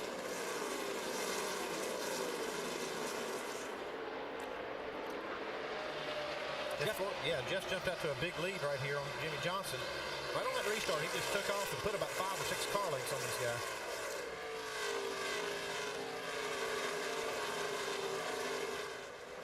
Let's take a look at Dale Earnhardt Jr.'s restart here a moment ago, and there's some contact as he gets down in the corner. He kind of forced 3 wide in there. You saw the 19 car was going for it. Got in the 22 car a little bit, moved him out of the way, kept going. I don't think Dave Blaney knew he was there in that 22 car. You can see he kind of snuck in there. That could have been big right there. I mean, Blaney did a good job holding on to that thing. Earnhardt Jr. inside the 29 car that is for position on the racetrack. That's for 10th spot. Well, Junior's got to do this, guys. He's got to run the race of his life. Not be careful at all. Just go for it. Harvick needs to give him plenty of room right here. This reminds me a bit of Pocono, when Earnhardt Jr.'s car was just awful at the beginning of the race, and they kept working on it and working on it. And finally, in the last 100 laps, that car set sail, and he went all the way up to finish second. It just shows you how hard these guys are racing. I mean, they're doing everything they can in the pits, only stop changing the car, and Junior's driving his heart out, trying to make this chase. More on Dale Earnhardt. Jamie? Well, Dale Jr.'s doing his job on the track, guys, but that last stop, 18 seconds. One of the crew guys got hung up. Dale Jr. very irritated, to say the least. He's driving like a man possessed. He's already gained about 5 spots since that restart. Let's go over to Brad Daugherty. Thanks, Jamie. Andy Petrie made a great comment a second ago. As I talked to Tony Uri Jr., he talked about how hard Earnhardt Jr. has been driving this race car, and he wanted to reiterate the fact. He said, Brad, we may not be in the chase, but we are a proud race team, and we're going to go out and we're going to participate to the end of the season, try to win as many laps and as many races as we possibly can.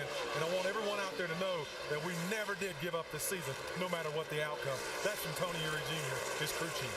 And Brad, he said this week to the people at home, he said, for all you fans and all my sponsors, said, don't give up on us. We're not going to give up. We're not going to quit until that checkered flag waves. We're going to be a part of this race to the chase. A little bit of smoke out of the 6 car of David Reagan. See some damage on the left front there where he's had some contact with somebody. Now, the problem he's got right now, the left front fender's bent down on the top of the left front tire. He's got to be careful with that. We saw a lot of blowed out tires when this problem happened. Was last week Michael Waltrip. Same type of situation here. Had a little contact with the 25 car, Casey Mears. See Casey Mears in the 6 car, David Reagan racing. It's like Casey's going to come up the track a little bit. And they touch right there, and that just bends the left front fender down on David Reagan's car. And that is tough for him because those fenders don't have a lot of clearance. Yeah, Reagan didn't have anywhere to go there. He was up against the wall, actually touched the wall on the right side also. 41 car, Reed Sorensen is in front of him. There's a 21 of Bill Elliott. Casey Mears now has moved by in the 25 car. That is 20th, 21st, and 22nd.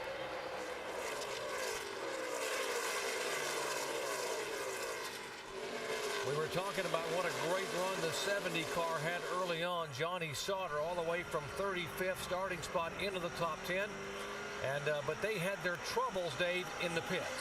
Yeah, but they can go south in such a hurry on pit lane. What happened was the left rear was just a little bit slow, and Johnny, anxious to get away, keep this potential top 10 run going, gassed it just a little early. It rolled off the jack. So they had to jack the car back up, make sure all the lug nuts were on correctly on the left side before he could leave pit road, and they restarted 30th.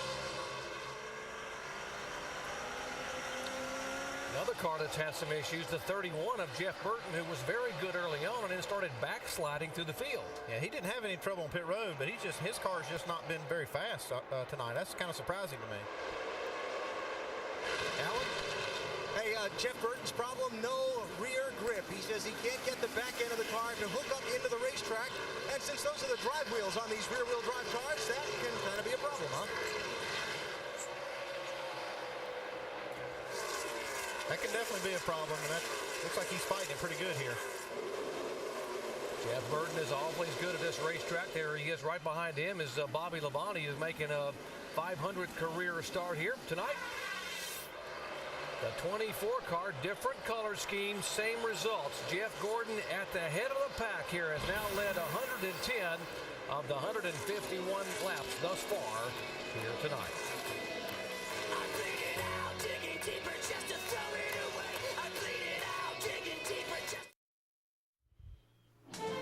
We're at Chicagoland Speedway for the finale of the IndyCar Series. That's the trophy that everybody would be loving to hold at the end of the race. It'll be two drivers that will decide it. 3 points separate the 03 champion Scott Dixon, who's chasing Indy 500 winner Dario Franchitti, and he'll be chasing Franchitti from the drop of the green flag. Dario will start on pole. Dixon will start 6th.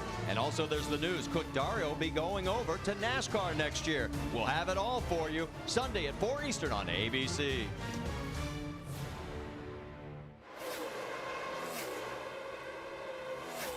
Welcome back to the Chevy Rock and Roll 400 short track racing on a Saturday night. The final race in the chase for the Nextel Cup. The McDonald's race rundown tells the story. Dale Earnhardt Jr. on the outside looking in. Has to have a perfect race tonight. Not a perfect pit to start. Had a tough time, got pinned on pit road, and got him off to a real slow start. It's just a struggle because there's so much emphasis on him doing well tonight. The guys on the bubble. Kevin Harvick has to finish 32nd or better, getting the job done here on Junior. I like what Kevin Harvick's done tonight. He's been very conservative, very clean race car, running good solid lines, staying out of the way. And Junior complaining about his car throughout the evening, getting passed by Clint Boyer. Now it's locked in. Once again, focusing on the Junior tonight's been tough. He's running well, but just not well enough. Oh, but he was not giving up as Junior passes Kevin Harvick as the pressure is on. He's drove a stake in the ground. He's going to try like heck and see what comes of it before the night's end. Yeah, the number 18 just fighting their hearts out, Jamie. Well, Susie is driving like a man on a mission. He's up to 10th right now, but Dale Earnhardt Jr. not comfortable inside the car. What is going on? What the hell? I don't want to drive his car anymore the rest of the year if I can. Alright. Like the seat, it hurts my back real bad. That's just like his dad to me. Sounds like Dale Sr. Seat hurts, he wants to throw the whole car away. Yeah, he says the seat's hurting him. I don't want to drive this car no more. I'm done with this thing. I don't know how many times I dealt with that with Senior. Oh, can't you just change the seat in the car? Well, that's what I said. He just wants to throw the whole car away. Just throw it away. For more information on team communications, log on to ESPN.com. Search word communications. Are there problems developing with Carl Edwards' car, Dave? He radioed in, guys, I think it's blowing up. He said, okay, I'll start switching things, switching to the A and B ignition box. He switched distributor as well and then went for a battery switch and said, guys, where is that? I can't find it. They instructed him next to the seat. He's worked on that now. He says it's running like it's vapor locked, but look at him. He's still over the lead. He said, guys, at least maybe I'll try to pass the lead before it gives out. But he's trying to switch everything. He really thinks he's got a problem. Looks like it's running fine to me, Dave. Maybe he switched something and got it to running better. Whatever switch he hit, he needs to stay with it. He's passing Jeff Gordon right now for the lead. Yeah, if he hits it again, he might pass him. Maybe that was the afterburner he hit when he flipped the switch. He found the right one. That last lap by Edwards running 23.19 to Gordon's 23.30, 0.2 of a second faster. Getting ready to make the pass right now on the inside. I guess Carl Edwards says if I'm going to blow up, I might as well be leading this thing when I blow. He goes on the inside. They used to say that they always run their very best right before they blow up. I believe Carl Edwards, I'd be worried about it. Yeah, you have any more good news for Carl Edwards? Well, he indeed is doing that. Look at Carl Edwards' last lap, 115.37, and it's pretty evident on the racetrack as he goes sailing by and takes the lead for the first time tonight. Dave? And he just radioed into his crew, guys, it's still running like there's a plug wire off. So it's a feeling that is not good, not comfortable with him. He did find the battery switch and switched that as well, but he still thinks he has a problem trying to ride it out to the next caution, ride it out in the lead. Yeah, he's not having trouble riding this out. Well, the car looks real good, but if he does have a problem, the engine's starting to miss. The car can stay running pretty good speeds because these tires have fell off so bad right now. Believe it or not, it's all about handling now instead of straightaway speed. He's running the fastest laps on this board right now, though. If I'm his crew chief, I'm just telling him, hey, man, just stay with it. Let's explain what we're talking about as we go down to our ESPN Dish Tech Center in Tim Brewer. Hey, Jerry, what he's talking about when he's changing the ignition system, we got a switch over here on the dash. He's got a primary switch. He's got a backup switch. But there again, what he's changing, folks, he's changing the ignition box over there to my far right. He's changing the coil. He's changing it to the secondary system. That's what he's changing. As far as the battery switch is concerned, it's a switch that we mount right over here in the side of the car, and you can come over here. You can select one battery or the second battery or the off indicator. But what he's got a problem with, I think it's turning 9,000 RPM a while ago. It looked like it's pretty good on the screen to me. Anyway, back up to the booth. That's a great explanation, it really is, because a lot of these cars have secondary systems for the ignition systems, but a lot of them only have one battery. And Carl Edwards' car evidently has two. That's a pretty good thing. And why don't you always run two? More weight. Looks like he's got an afterburner, too, so since he's flipped that switch, and he really has been running a lot faster. I'd stay on that battery file. For more information on ignition and batteries, log on to ESPN.com. Search word Autotech. 70 car, Johnny Sauter back on the move. Johnny Sauter in the 70. Now, his best finishes of the year have come in 2 car of tomorrow races, 9th at Phoenix and 14th at Loudon. And obviously, he's having a great run here tonight. He came from 35th early on, all the way to 9th position in the first 70 laps.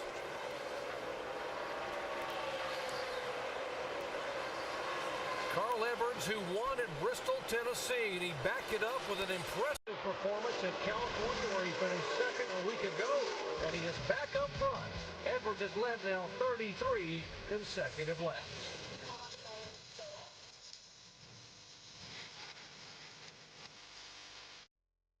Wednesday, even the biggest NASCAR superstars have to start somewhere. Wednesday, from humble beginnings to spectacular endings. See what it really takes to run with the big dogs. NASCAR in primetime, Wednesday at 10. What a great series. The first time NASCAR has ever led a news organization behind the scenes, uncensored access, and where these drivers came from to where they are today from humble beginnings. Speaking about humble beginnings, whoa, and that's he said that he had a problem with the engine, and now smoke billowing out of the 99 car. Our leader, Carl Edwards. That's all you can do, son. You did a hell of a job. Give us fun, man. Well, we got to hand it to Carl. He knew something was going wrong with that engine. And you called, he said it always runs better right before it blows. And boy, it was sailing by. He took the lead and was just running up front, and you could tell how much fun he was having. There's Bob Osborne, the crew chief. Yeah, we heard him talking about the motor was surging. It probably broke a valve spring. And then after you do that, it's just a matter of time before you have a failure inside the engine. This destroys itself. He did a great job holding on that car. It was dead sideways, and it finally caught. He got it off the track. That thing could have went backwards up against the wall, and he held on to that one. That's the only good thing about this. Watch the back of this car. He's going underneath the 31 of Jeff Burton. You see it start smoking just a little bit here. You can see it's losing power. And right here, it just lets go. Mike? And Clint Boyer been complaining that the car's a little bit loose under braking and that he needs a little bit more forward bite. A 4-tire change on the 07 car, but no other significant adjustments so far on the Jack Daniels car. Jamie. Jeff Gordon again needs more help turning in the middle. They're going to make an air pressure adjustment that they forgot last time. It's 4 tires and he's away. Alan? Jimmy Johnson had just passed Jeff Gordon for second. Then Carl Edwards went out. Let's see if Johnson... Well, they got trouble. Trouble on the left rear for Johnson's car, and that's going to cost him that lead. He just took over. Frustration there in the Jimmy Johnson pit. Here's Denny Hamlin after he's had service on his Chevrolet for Joe Gibbs. 48 car, and that can be very frustrating. You know you got a great crew, but sometimes things just happen, Andy. And sometimes in the middle of the race is not a big deal. You want to rally your guys right here and just say, hey, let's get it together. We've got a few more stops here. We'll get it back. No big deal. Let's go down to the Dish Tech Center where I think Tim Brewer can help explain what's going on with Carl Edwards. Thank you very much, Jerry. Hey, what they were alluding to a while ago was plug wires. I don't think that materialized what we were thinking about there. Let's go over here to the touch screen. What we're going to show you folks, we think it's an upper valve-related problem. Maybe where a valve spring broke up in this area right here. As you've seen before, this situation doesn't get any better. You're going to come up here, and the valve's going to set down. It's going to get bent. Therefore, what's going to happen next? The valve goes down, going to go through the piston more than likely. Therefore, you got total devastation. That's what happened to Carl Edwards' engine just a moment ago. Jerry? What a great explanation, Tim, of exactly what happens internal to an engine. For more information on valve springs, log on to ESPN.com, search word know-how. Carl Edwards leading the race has an engine come apart in the 99 car, smoke billowing from the back of his car. And after a win and a second-place finish in the last 2 races, he heads to the garage area as an early DNF here tonight.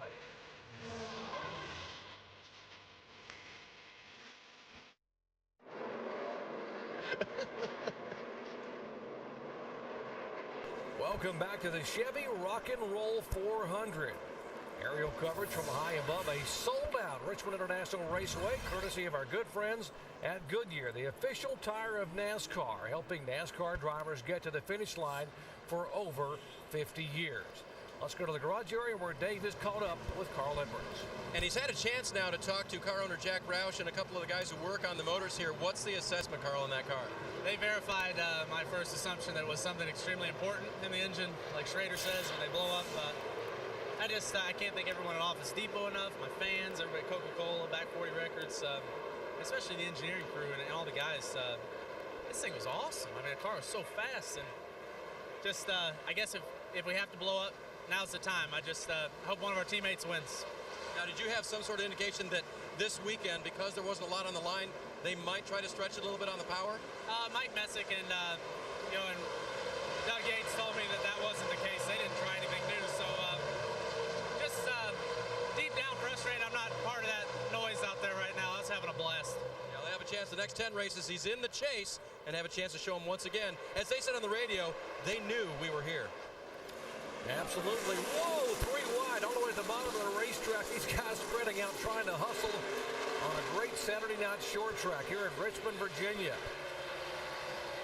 84 car, A.J. Allmendinger. He still makes it 3 wide. Looking to the inside of the 45 of Kyle Petty. Guys feel really racy. He's bumping Kyle Petty hard right here off the corner.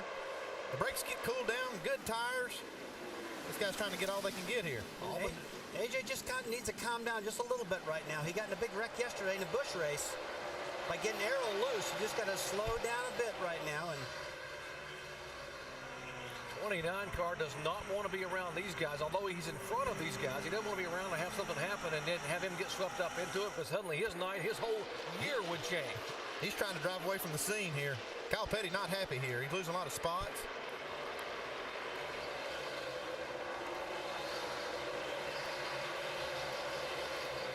16 car, by the way, you saw a moment ago, Greg Biffle is back on the racetrack. He's 114 laps down. Now watch Kyle Petty, the 45. He's sending a little bit of a message here, I think. Yeah, Kyle's like, quit messing with me now. I just want to get one last jab before you took off. That was a little bit of a bump draft looking thing, but that was a payback bump draft right there. Denny Hamlin got the lead off the pit road by a good pit stop, but he's got Jeff Gordon breathing down his neck. There have been 7 lead changes among 6 drivers. Denny Hamlin, the latest one in front of it. Jeff Gordon, he wants it back. Yeah, Jeff's car's been dominant throughout the night, right behind Carl Edwards' car. And I expect him to get up on the inside of Denny here. But that outside lane, that is one of the best lanes out there. We talked about it all night long. Take a look at the 12 car, Ryan Newman. He's had a strong car throughout the night. Jimmy Johnson up there in front of him. And Tony Stewart sneaking in the picture right now. Yeah, the 83 car, Brian Vickers, is a lap down. He's being shown in the 31st position, but they are battling for position there. Johnson, Newman, and Stewart, that's 4th, 5th, and 6th. It's just a matter of time before you see that 20 car up in front. Jeff Gordon trying to look inside of the 11 car, and right behind Gordon is the 07. A lot of guys in the garage area today said that Clint Boyer in the 07 could be a car to watch. It's been sort of flying under the radar here for the last few weeks. He's the only one of these top 12 guys that doesn't have a win yet, so he's looking to get, he at least wants to get one win getting into this chase. And this is a great track for him to do it. Well, it's a great time to do it right now, too, because he's already locked in the chase. He's running 3rd. He doesn't have to do anything except just drive hard if he wants, and this is a great car for him tonight. He can win this race, guys. Tony Stewart, the 3-time Richmond winner, up in front of the 12 car. That would be for the 5th spot. You know, I watch these lap times in these cars from up here in our television booth, and the times are almost identical for the first 10 cars. These Car Tomorrow cars are so equal, it's incredible. It's a great shot right here. You see how close these guys run at 120, 30 miles an hour. You know, one thing I need to bring up, too, the tire that they're running right here at this track is going to be the same exact tire next week at Loudon, New Hampshire, and the setups are very close also. So whoever runs good here, you can pretty well feel like they're going to run good at Loudon. I'm thinking about Carl Edwards right now, how good he's been running. Danny Hamlin trying to hold on to that lead. Now the 07. Boyer has gone around the 24 car for second spot. Whoa, a little contact there, just a hint of a nudge as we are one lap away from halfway. And Clint Boyer says, I want to be the 7th driver to lead it here tonight. He's got to move on the inside, and no. These guys are driving like they have nothing to lose. I guess maybe it's because they don't have anything to lose. Well, Clint Boyer doesn't have anything to lose. He doesn't have anything to lose because he's locked in the chase for the championship, and all he wants to do is win. So this, hey, go up there and win, man. Get aggressive, but he got a little aggressive. That's plenty aggressive. Whoa, hang on.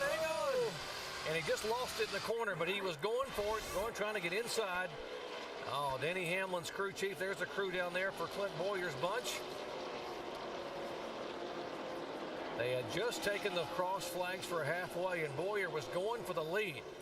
They were driving like it was a white flag out instead of the cross flags.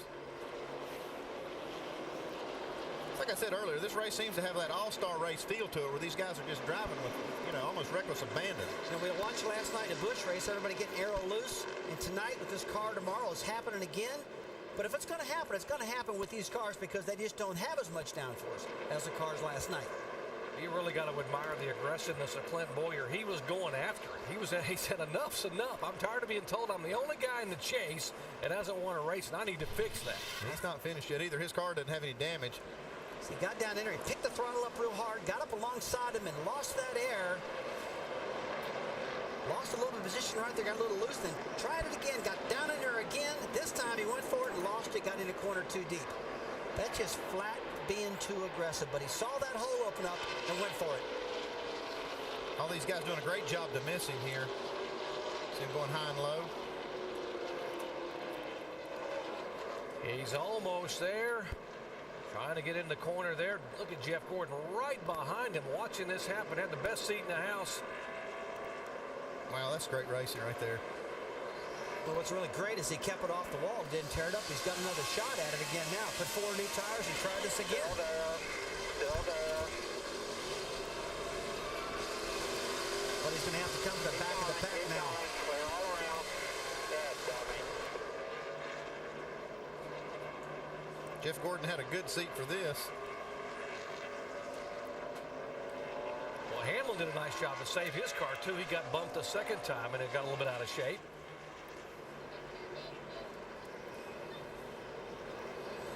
Take a look at his downforce right now. The yellow air is a dirty air, and he went in alongside of him, and the yellow air, which is just can't get to the rear spoiler. When it can't get to the rear spoiler wing on these cars, you lose the downforce. Great explanation from Draft Track there, showing how the air flow comes around. Yeah, there's Clint Boyer's crew said, what happened, guys? What happened? We were going for the lead.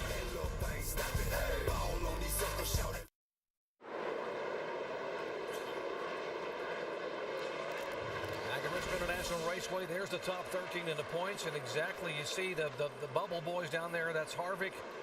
You see he was a bubble boy. Kurt Busch, Dale Earnhardt Jr. They are currently being shown running in 7th. Earnhardt Jr. 7th. Harvick is 8th. And Kurt Busch is back in 11th position. Only 2 of those 3 are going to make it in the chase here as we head back to the green flag, and Jeff Gordon leads them into turn 1. Gordon has cleared the lap car at Greg Biffle right now. Getting in that clean air, what he's got to do to get that car handling good, he's just done that. Good run for him right now. Biffle's so many laps down, I'm surprised that he's really getting so aggressive on the bottom of the track right now with the leader.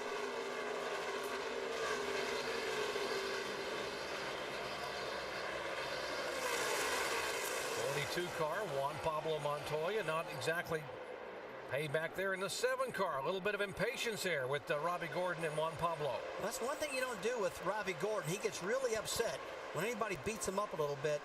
And the 42 car was really being pretty aggressive with Robbie. He really got to him and gave him a shot in the back end to let him know he didn't like it. Here's what the 42 did to the 7 now in the corner. Now watch the contact there. Just down there roughing him up a little bit, getting him sideways. Robbie probably thinks there's no need for that right now. Yeah, you don't want to tug on Robbie's cape too much there. Superman will get you back there. There he is. Yeah, Robbie's had enough bad luck right now that he doesn't want to mess with that. Do you feel like you got to pay somebody back like right now when that happens? Hey, if you don't do it right now, you know, you're not going to probably catch him at different points. If you can get him right now and let him know, dude, I don't like it. I'm not going to put up with you. You do it right then, make your point. Plus, I know you. That's instant gratification. Be able to get him back here. Good battle on the racetrack. 48 car. Jimmy Johnson in 4th spot. The 20 of Tony Stewart now is gone by the 3rd. There's Tony Stewart, left side of your screen. Gordon goes by. Hamlin goes by. We told you earlier that the 48 car had a problem on a pit stop. Very unlike this team, the Chad Knaus-led team out, they have problems in the pits. Yeah, but it does happen every now and then on pit road. And let's show you, watch the left rear. They have 5 lug nuts they have to hit to get them all on the car, and one popped off. Those lug nuts are pre-glued onto the tire. When they put the wheel on, the studs knocked one of them off. And Chad Knaus going down there talking to the guys on the crew saying, hey, it's okay, pump them back up just like a coach would in a football game tomorrow. Got to keep your guys up. They got to do it again here probably very soon. That was Ron Mallett, the acting crew chief when Chad Knaus was suspended. He's the tire carrier there on the rear, and I'm sure that they were just kind of talking about it. A mess back here on this short track, and this is a recipe for disaster. They're 3 wide. The 6 car of Reagan, J.J. Yaley in the 18 in the middle. Casey Kane, who's had some damage up high. You know, 3 wide of Richmond generally doesn't happen, but it's happening here because these guys are a little bit slower than the older car, and the corner speed is down, and they're sticking it right up in there and making them 3 wide. It was announced this week that J.J. Yaley will be moving to the Hall of Fame racing team in 2008. We'll update where he's going and what's going to happen with that team as you watch this battle. Left side of your screen, battle for 2nd place. These are teammates. And Tony Stewart slides right up in front of Denny Hamlin and takes the spot away. Tony Stewart's on the move here. You've seen him just kind of methodically moving up during the race, but it looks like his car is really coming to life right here. Well, Tony Stewart's got multiple wins here at Richmond, and this has been one of his better tracks also. Remember, the first car tomorrow race was at Bristol, and he had a dominant car until he had a fuel pump problem. More on Tony Stewart with Alan Bestwick. Yeah, a couple quick updates here. We talked earlier in the race about a driver's team taking time, giving up spots on pit road to work with a spring rubber. On the lap 132 stop they made under caution, Tony Stewart's team gave up some track position to pull a spring rubber out of the right rear to help his car's handling. He reports it as being much better now. Also, much like other sports teams, injuries happen to pit crew members sometimes, and both Tony Stewart's his rear tire changer and carrier, his normal carrier and changer, are not on the job this weekend. They are nursing injuries. They want him to be healthy for the chase, so they pulled back a couple of longtime veterans for him, this Joe Gibbs Racing team, to substitute this weekend. Thanks, Alan. As you look at Dale Earnhardt Jr., this is the highest we have seen him run tonight. They have worked on the car. Whoa, Jimmy Johnson out of shape. Earnhardt Jr. now all the way up to 5th position and trying to take the 4th spot away from Jimmy Johnson. Looks like he'll have that position. You saw where the other bubble boys were there. Talking about the 2 car of Kurt Busch and the 29 of Harvick. They are 9th and 7th, respectively. With Dale Earnhardt Jr. needs to lead as many laps as he can and hope that possibly he gets a little bit of help from Kurt Busch or Kevin Harvick to get this car in the chase tonight.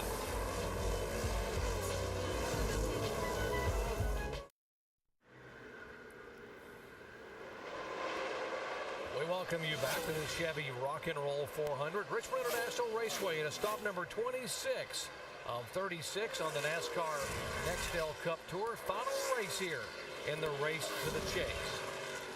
Well, earlier we asked you in our AT&T Crew Chief Challenge a question: which driver will add to their win total tonight? Would it be Jimmy Johnson, Jeff Gordon, Carl Edwards, or Kurt Busch? Let's see how you voted. guys. And Jeff Gordon gets the most votes.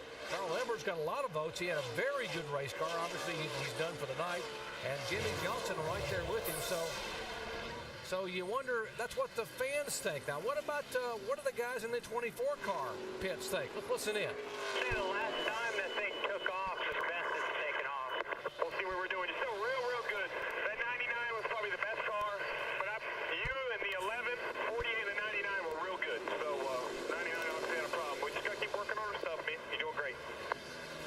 That's Steve Letarte, the crew chief. He's just cheering his driver on, trying to give him an assessment of the cars around him that are good. So he agreed with the fans. The 99 was good. He thought the 11 and the 48 are pretty good along with him. So that puts them all in the same boat. Well, they called it a crew chief challenge, right? Well, Steve Letarte is one of the best crew chiefs down there.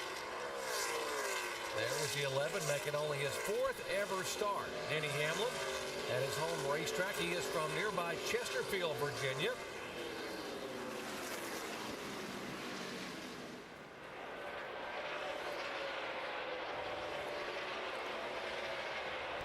Let's take a look at the replay on the 11 car and watch Denny Hamlin as he makes this move to avoid getting wrecked himself there. The Allstate Good Hands move of the race.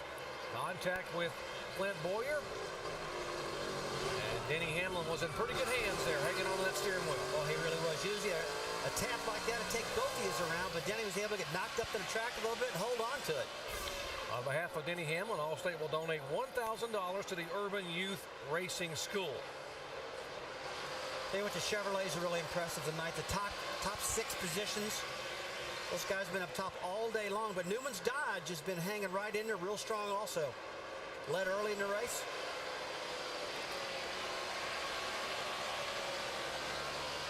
Hey, another fellow looking good throughout the night. I've been watching Jamie McMurray.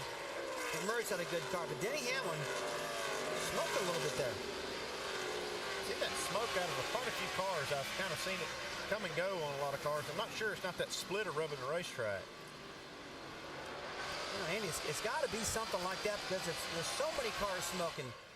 88 car spins. That is Kenny Wallace subbing for Ricky Rudd. And that will bring out caution number 7 on the night. It looks like he got away with it with no damage on that car. Got lucky. Nobody hit him. Just sitting sideways in front of the oncoming field off of turn 2. That's rough. Pretty tight coming off turn 2. Not a lot of room to avoid a wreck over there, too. So yeah, news breaking this week that Travis Quapple will drive this car in 2008. Ricky Rudd retiring. Kenny Wallace subbing for Rudd because of the injured shoulder. And Robert Yates turning the team over to his son, Doug Yates. And Robert's going to retire and sit back with Carolyn and then relax and enjoy life and let his son, Doug, take this team with Travis Quapple and David Gilliland in the 2008 and beyond. Oh, Kenny got a little help. Looks like Kenny got spun by the 40 car at David Stremley. I saw all the tire marks on his left rear tire. It's always a telltale sign when you see that. Yeah, Stremley and Kenny are good friends, and so I know that was not on purpose. It just got a little aggressive there. This might strain the friendship just a bit. Well, Kenny did a killer job getting that car stopped and not getting in a wall, but look at that driver's side first with all the cars are coming at you. Under caution, it's time for the leaders to come on and get some fresh Goodyear tires. They're headed down to you, Mike. And Matt Kenseth just came over the radio dock and said the car's just not as good as it was before. And I quote, he says, guys are just blowing by me. He needs a lot more forward grip. Right now, the team is over the wall, going to work on the right side. A 4-tire change expected for the 17. Jamie? Jeff Gordon in his pit box, and the green car's a new look for Jeff Gordon. They're going to make a track bar adjustment once again. He said he's tight in the middle. He's been fighting the same deal all night long. Let's go to Allen. Tony Stewart running the highest he's been all night, up to 2nd place. 4-tire change and an adjustment as well for this 20 car. Tony looking for some help with the forward bite on the car. Pit stops completing, and there's the rush off of pit road. And you take a look at the brace off of pit road. Couple of gains. How about Montoya up 3 positions? Earnhardt Jr. up a spot. Now that's the highest he has run all night. He's in 3rd position. Both he and Tony Stewart are moving toward the front. There's 8 cars in 3rd position right now. Started 21st. Made it all the way up to 3rd right now. And their car keeps getting better and better as the race goes on. Watch the race off of pit road. Jeff Gordon goes sailing by. Here comes Stewart, Dale Earnhardt Jr., Tony Eury and the guys getting it done in the pits. Jimmy Johnson. Now let's watch what happened in the Dale Earnhardt Jr. pits. Jackman Brian Hootie Chase working around this 8 car, getting it done, getting Junior up to 3rd position. Back to Richmond after these messages and a word from our ABC stations.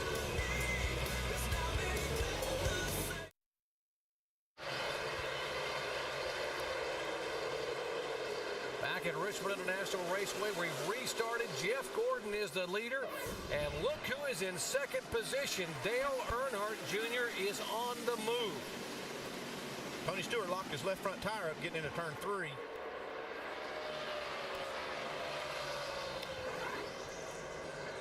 Spin and heavy contact. McMurray's involved. Montoya's involved. Ryan Newman slowing down. David Reagan is there. And now fire on the front of one car. The 2 cars damaged and lots of fire on one Pablo Montoya's car. He needs to shut that car off and get out of it. He sheared an oil line or a fuel line here. He's trying to get out. He unhooks the belts and climbs out right at the start-finish line. Juan able to wave to the fans who applaud the fact he's able to get out of the car. A chain reaction crash as they were coming out of turn 4 to the start-finish line.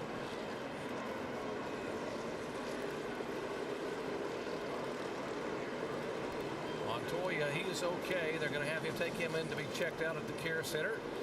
NASCAR has those kind of rules that make sure a driver has contact.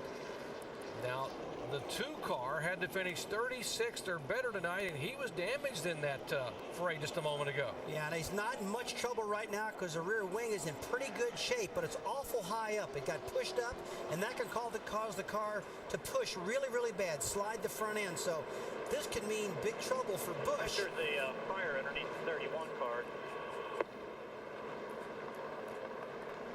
We had just gone back to green. Now watch top of your screen coming out of turn 4, and you're going to see this thing all start to develop. The 12 car spins.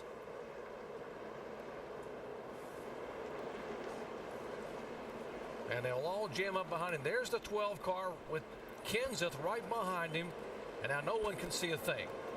Kevin Harvick makes a good move down through the grass, doesn't get any damage. He gets through it. Harvick gets right through it. No problem whatsoever. Watching from the in-car camera. Well, Harvick dodged a bullet right here.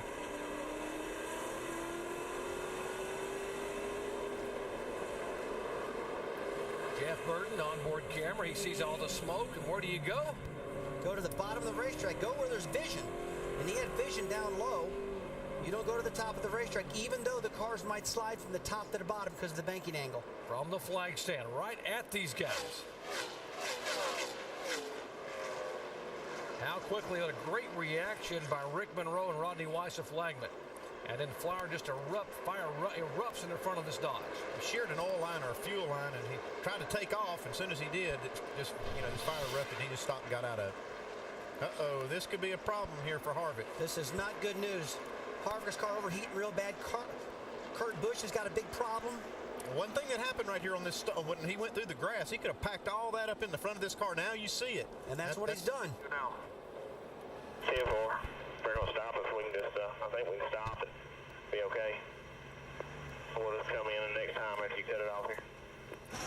They're going to shut these cars off here, and it could help these guys let this thing cool off, but they still can't work on it. They're going to have to come back in the pits and clean this grill off. Remember here in May, in the spring race here, that his teammate, Jeff Burton, had a very good race car, and suddenly, boom, the engine went away, and he finished 43rd. So Kevin Harvick, sitting there watching that steam pour out under the hood, has got to be concerned. And what makes this even more of a concern is he looks at that leaderboard, and he sees that number 8 in second spot. Yeah, but still, he's got to get up in the 20s right now. Get this car down pit road after they go back, bring the red flag out, and put water in this car, cool it down, take the time. They can do that on a pit stop. Yeah, they've just got to go on defense right now. They just got to make sure that this car finishes the race. Yeah, forget about trying to win the race right now. Get it down to get it to finish the race. Remember that Harvick has to finish 32nd or better. If he finishes 32nd or better, no matter what Earnhardt Jr. does, he's in the chase. The 2 car that had his damage has to finish 36th or better. Both the cars that Junior is racing, Dale Earnhardt Jr. racing, have damage. Take a look at Kurt Busch's. That rear wing is awful high. I think it's really going to kill the handle in the car. And now the 29 car, Kevin Harvick, problems also. Although I think Harvick can recover. He can recover as long as he doesn't damage the engine. 118,000 people here understand what could possibly happen here tonight. And the drama beginning to build in this race to the chase. Earnhardt Jr. all the way up to second position. Kevin Harvick could be in trouble.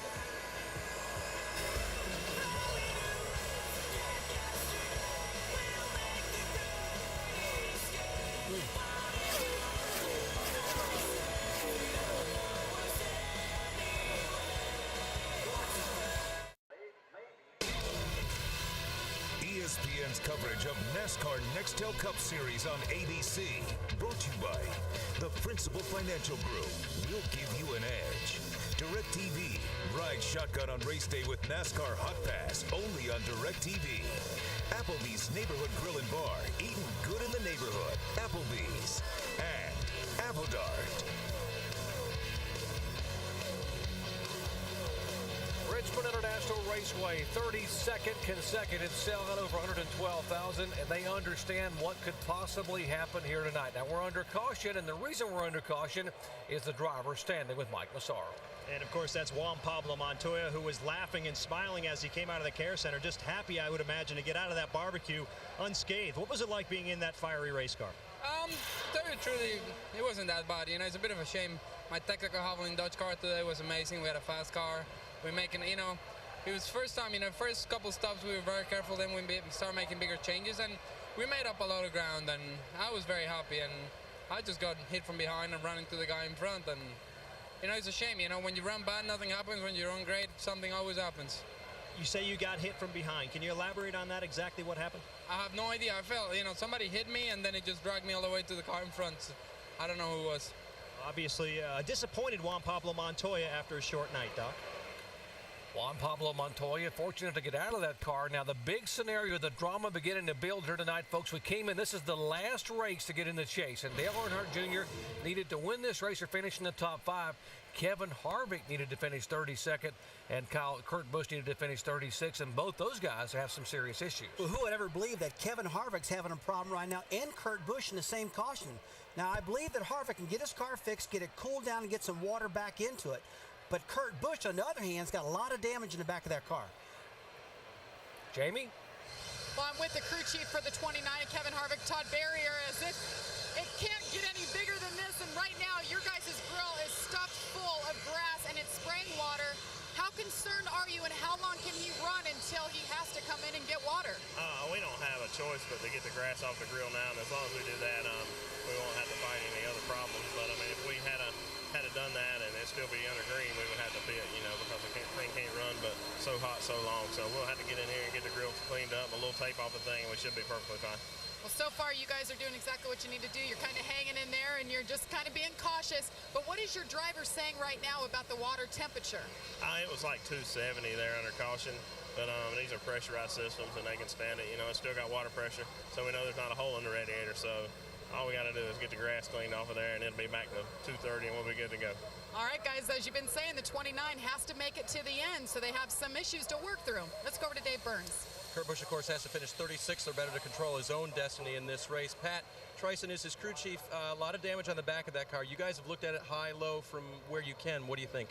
So far, everything looks pretty good. Just basically sheet metal. I know like Dodge's been pretty good all night. We just making small adjustments back and forth a little bit, getting a little loose on long runs, but doesn't look like the damage is too bad. We just pretty much just sheet metal. We don't think anything's structural. It looks like we can get gas in and everything. So I think we'll be pretty good shape here for the rest of the night. You mentioned the fuel. Is the fuel fill look like it's clear that you'll be able to fill it okay? Yeah, you know, they let one guy go out there to service the driver and look around a little bit. So it looks like the fuel filter is fine and fuel fills good, and so we should be good the rest of the night. All right, two-car damage on it, guys, but it sounds like so far they think it's all right. Kevin Harvick currently is 7th, and Kurt Busch is 11th. Now, despite the fact that Dale Earnhardt Jr. is 2nd, those guys are going to have an issue to be able to fall back and finish poorly. My question right now is to you, Andy Peter. You know Richard Childress, and you know what happens when an engine overheats. How concerned would Kevin Harvick be because of that engine getting really, really hot? We heard Todd Berrier down there, trying to sound real calm, but I know that he's a little worried about this. That 270 really isn't a problem. It probably didn't hurt the engine, but he does need to get back this team on. Only a catastrophe is going to keep them out of this chase, and they just have to guard against that, make sure they get it full of water, make sure they got plenty of air to the grill, and if they go out there and run in the mid-20s, that's all they need to do. Jamie? Well, Doc, we've been playing some great radio from Dale Earnhardt Jr. to Tony Eury Jr., his crew chief, about how ill-handling his car is, but all of a sudden it's come to life. Tony, what kind of magic have you worked on this car the last couple pit stops? Well, we've changed a lot of different things in the back of the car. Like I said, we didn't really have all much practice with this geometry package on the front, and just fine-tuning some things, and we've hit on a couple things that's brought it to life. So maybe we can get by this 24 and get our 5 bonus points and start leading a couple laps. So what are the chances you're going to get around that 24 right now? With the wheel he's got, it's going to be pretty good. Oh, there you go. So with the wheel he has now, guys, stay tuned. We got to see how Dale Earnhardt Jr. finishes this race up. Jamie, this is a great combination, and Tony Eury Jr. will be going over to Hendrick Motorsports with Dale Earnhardt Jr. as a crew chief in 2008 in a number yet to be decided. Now, again, coming in here, Dale Earnhardt Jr.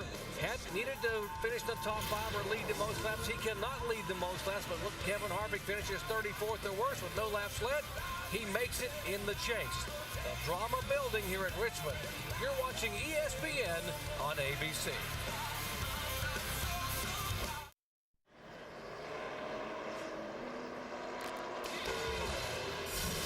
We welcome you back to NASCAR Nextel Cup action. ESPN on ABC. It is the Chevy Rock and Roll 400.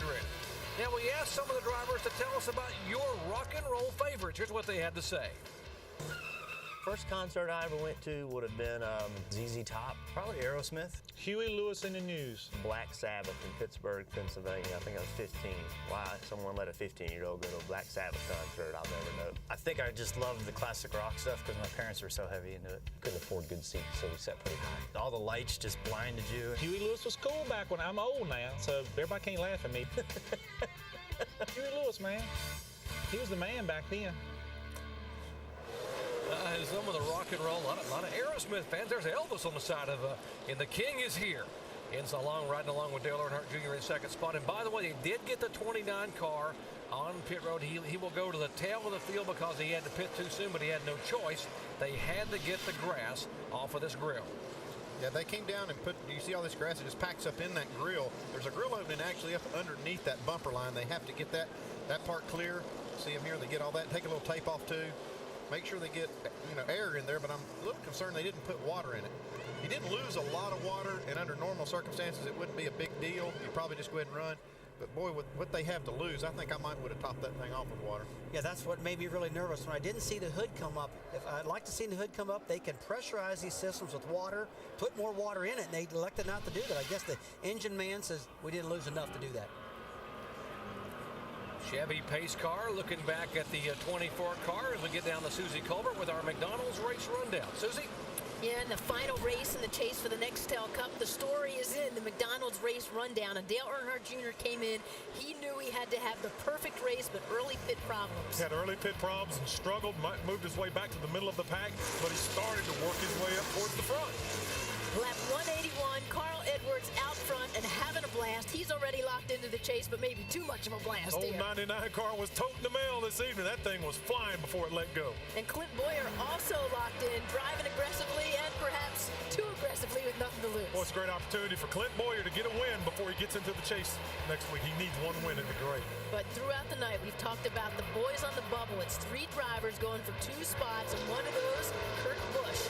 Kurt Busch got into a little fender bender there. I think he's okay, though. Had minimal damage to the rear end. Take a deep breath. He and Kevin Harvick, they're just fine. Kevin Harvick overheating, and that's going to put a scare in that team. Everybody just take a deep breath. Kevin Harvick's doing fine. Kurt Busch is okay. Earnhardt Jr. still marching his way to the top. We're still in the same scenario. Everybody just take a deep breath. Earnhardt Jr. sitting there in that second spot. And if you noticed in our countdown show, Jimmy Johnson was sporting that Budweiser cap. And you just have to wonder if his future teammates, maybe there's a sentimental pull for Dale Earnhardt Jr. It's great to get the conspiracy theories going. Talk up to you. Getting set for the restart here. Lap 249. It'll be 150 to go, and the pace car is going to pull away. We're going to watch and listen as Jeff Gordon and Dale Earnhardt Jr. come down and take the green flag. Listen in, folks. Green. You're clear all around, clear all around.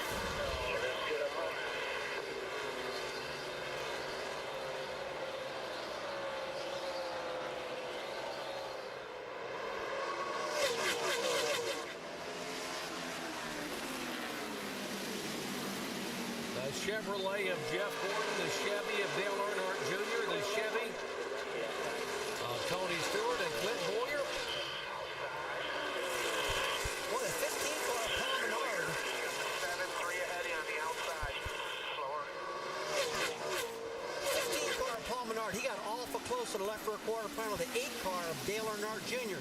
Looks like gave a little nudge, and that's a teammate. Yeah, I was going to say, aren't they teammates? Look at the 70 car and the 31. They had dropped back into the mid-20s about 100 laps ago, and they've now climbed all the way back up. A 31 is Jeff Burton, the 70, Johnny Sauter. It's been a great night for Johnny Sauter. He's drove probably better than I've seen him drive all year long. Real smooth and fast. Real aggressive looking also. Just ahead of these guys is the 07 of Clint Boyer. After that spin earlier, now he's back up there after staying out into that last caution. You look at the AT&T logo on the 31 car, and that suit was resolved yesterday between AT&T, NASCAR, and Sprint, and they've allowed the AT&T logo with NASCAR approval back on the car for the remainder of 07 and all of 2008, and they'll have to search for something else on the car for 9 and 10. And for a car owner, that's kind of half good, because he was hoping his sponsor would be around for about 5 years at least. Looks like they only got him for about a year and a half now.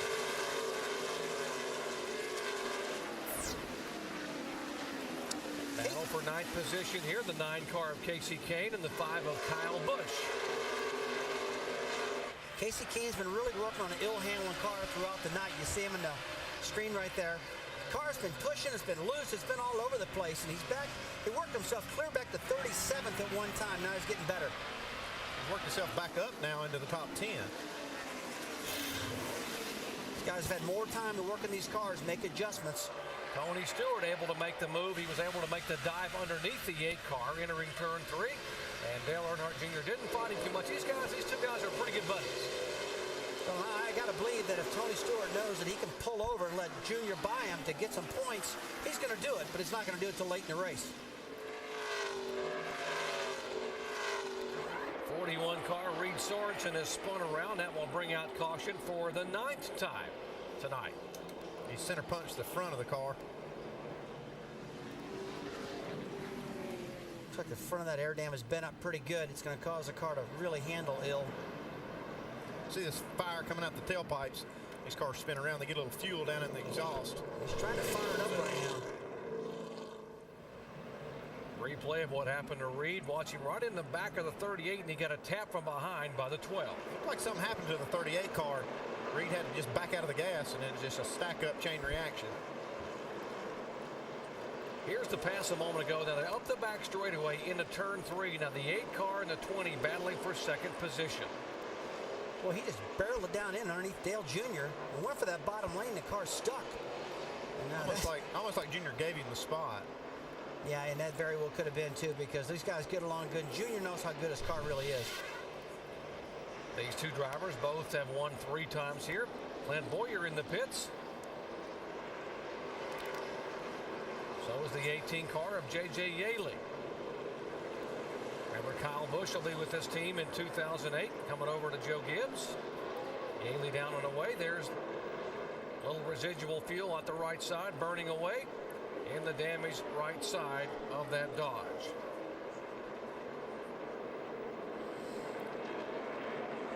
Reed Sorensen's car bringing out caution number 9. Kevin Harvick once again. He's just dodging the bullets right and left, able to get by the 41 car.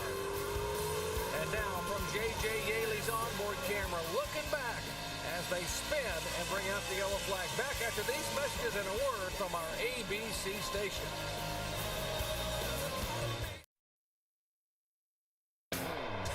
Sights and sounds of a short track Saturday night NASCAR style. And you wonder why they jam in here at Richmond International Raceway to watch NASCAR's finest battle on a 3/4 mile?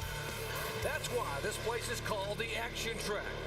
We've had so much of it here in 262 laps. Getting set for the restart, Jeff Gordon the leader. Tony Stewart has made the pass. Dale Earnhardt Jr., there's that crowd. The 32nd consecutive sellout, over 112,000 fans, many of them on their feet, as they know what could potentially happen here in the race to the chase.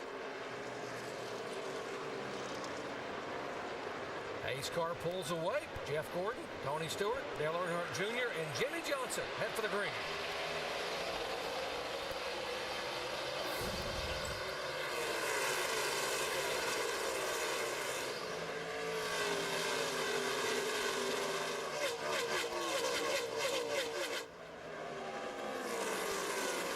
Dale Earnhardt Jr.'s car got just a little bit loose off of turn 2, but he's hanging in there pretty good right now. When Jeff Gordon punches the gas on these restarts, he can just jump out there 3 or 4 car lengths on these guys. Every single restart all night long, Jeff just had fantastic restarts. Only problem he's had was on pit road getting out of the pits. 31 car of Jeff Burton trying to go by on a lap car. That's Kenny Wallace in the 88 subbing for Ricky Rudd, and that's the 17 car of Kenseth in 5th. Burton is 6th. Johnny Sauter in the 70 car is 7th. Well, we talked a lot about Johnny Sauter tonight. He is still running really fast, and that's a good-looking car. It's handling great out there right now, guys. It's just been consistent throughout the night. This 5-car, Kyle Busch, had been fighting and locking up that left front tire, getting in the corners. He's had a fast car, but he's really fought that little issue there. Maybe they've got it fixed. What about the rookie back behind this? That is David Reagan in the 6 car. Yeah, David Reagan, he skirted a bullet because he had a lot of smoke on the left front fender when the fender got bent in. And I really thought it was going to blow out, but they got it pulled out, and he made it to the next pit stop. He's been running great all night long. Here comes Tony Stewart. Jeff Gordon, a 2-time winner here. Tony Stewart, a 3-time winner. 2 of the best at Richmond International Raceway going at it here in the final 133 laps. And Rusty Wallace, you were the best overall at this racetrack for many, many years. 6 times winner here. How do you make the pass? Well, what he's got to do is get his nose up under the back of the 24 car and aerodynamically make him loose. We talked about how air does so much. You just got to get him aero loose and get up underneath him. And that'll make a car twitch and slide. But right now, he's got a pretty good position underneath of him. When you're pinned down low like this, does it make the car unstable when you get down in the corner? Well, it's going to make the lower car much unstable. You see him twitching around a little bit right now. And the car tomorrow is actually worse. It's worse conditions. And that top lane really is running fast tonight. A lot of grip up there. Alan? Well, I talked to Greg Zipadelli, Tony Stewart's crew chief, this afternoon, Doc, about this 20 car. He said the last couple times we've been here, we haven't been able to keep the front end of the car planted in the corner to let Tony cut like he'd like to, like perhaps he'd need to make a pass for the lead. So they took this car earlier this week to New Smyrna Beach, Florida, and took it to a half-mile short track there and tested it all day. They came here today with the same stuff they left that racetrack with to try and win this race. They thought they made some gains through their scientific testing, as Greg called it. Looks good so far. Right side of your screen, the Busch brothers. Kurt, the older brother, in the 2. Kyle, the younger, in the 5. And that is David Reagan, the rookie, right there with him. Looks like Kyle Busch still having a problem locking that left front tire up. You see smoke coming out of it just there, going in the corner. And a lot of times when you lock up the left front, it just doesn't mean there's not enough of wheel weight up there. He's going to have to make a chassis adjustment to make that stop doing that, or else he's going to have a lot of problems. An 11 car. This is 9th, 10th, and 11th, and 12th. These 4 cars battling here. Alan? Yeah, so how did Denny Hamlin in that 11 get back there, Doc? He was in the top 5 and even led the race earlier, right? Well, back on the pit stops at lap 235, they went to hand him a bottle of water through the driver's window net. But when Denny reached to grab it, he bumped a button on the steering wheel. It's a button where the driver's thumb would be positioned as he drives that he can shut the engine off in case the throttle sticks wide open going to the corner. By the time they got it restarted, he was 23rd. This is a rally to get to this point. Dave? Kyle Busch, Allen, is trying to cling to the top 10. They still haven't got the handle on that car. Mostly tied all night long, just would not turn. That's the problem he started with. That's the problem he's been fighting all night long. Really just trying to hang on to that top 10. He's just out there saying, oh my goodness, this car is crazy.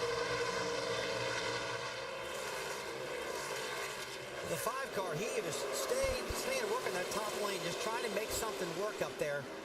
Car's just not handling good, and I didn't expect this out of him at all. That car was so dominant last night. I know this is the car tomorrow, but 125 laps to go. As the laps are winding down, the drama starting to build. Dale Earnhardt Jr. in 4th spot. What's going to happen to the guys he's chasing in the chase? Right now, Johnny Sauter. There's Earnhardt, Jimmy Johnson, Jeff Gordon, and Tony Stewart, our leader at Richmond. Back in just a moment.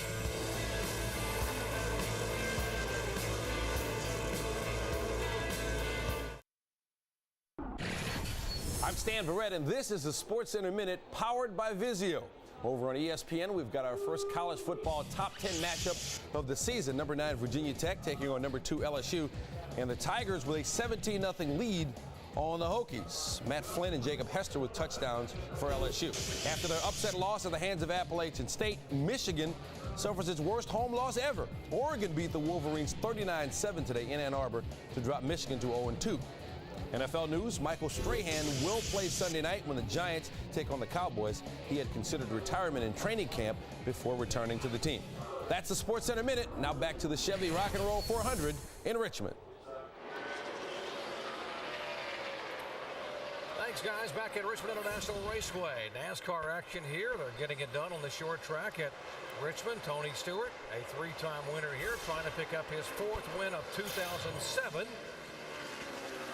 He has led 15 laps and trying to be able to tie Jeff Gordon as a 4-time winner in the seeding for the chase. And as the nights went on, this 20 car has got the car handled better and better and running faster and faster. But the 8 car is also doing the same thing. He's getting better. Jamie, what's going on down there?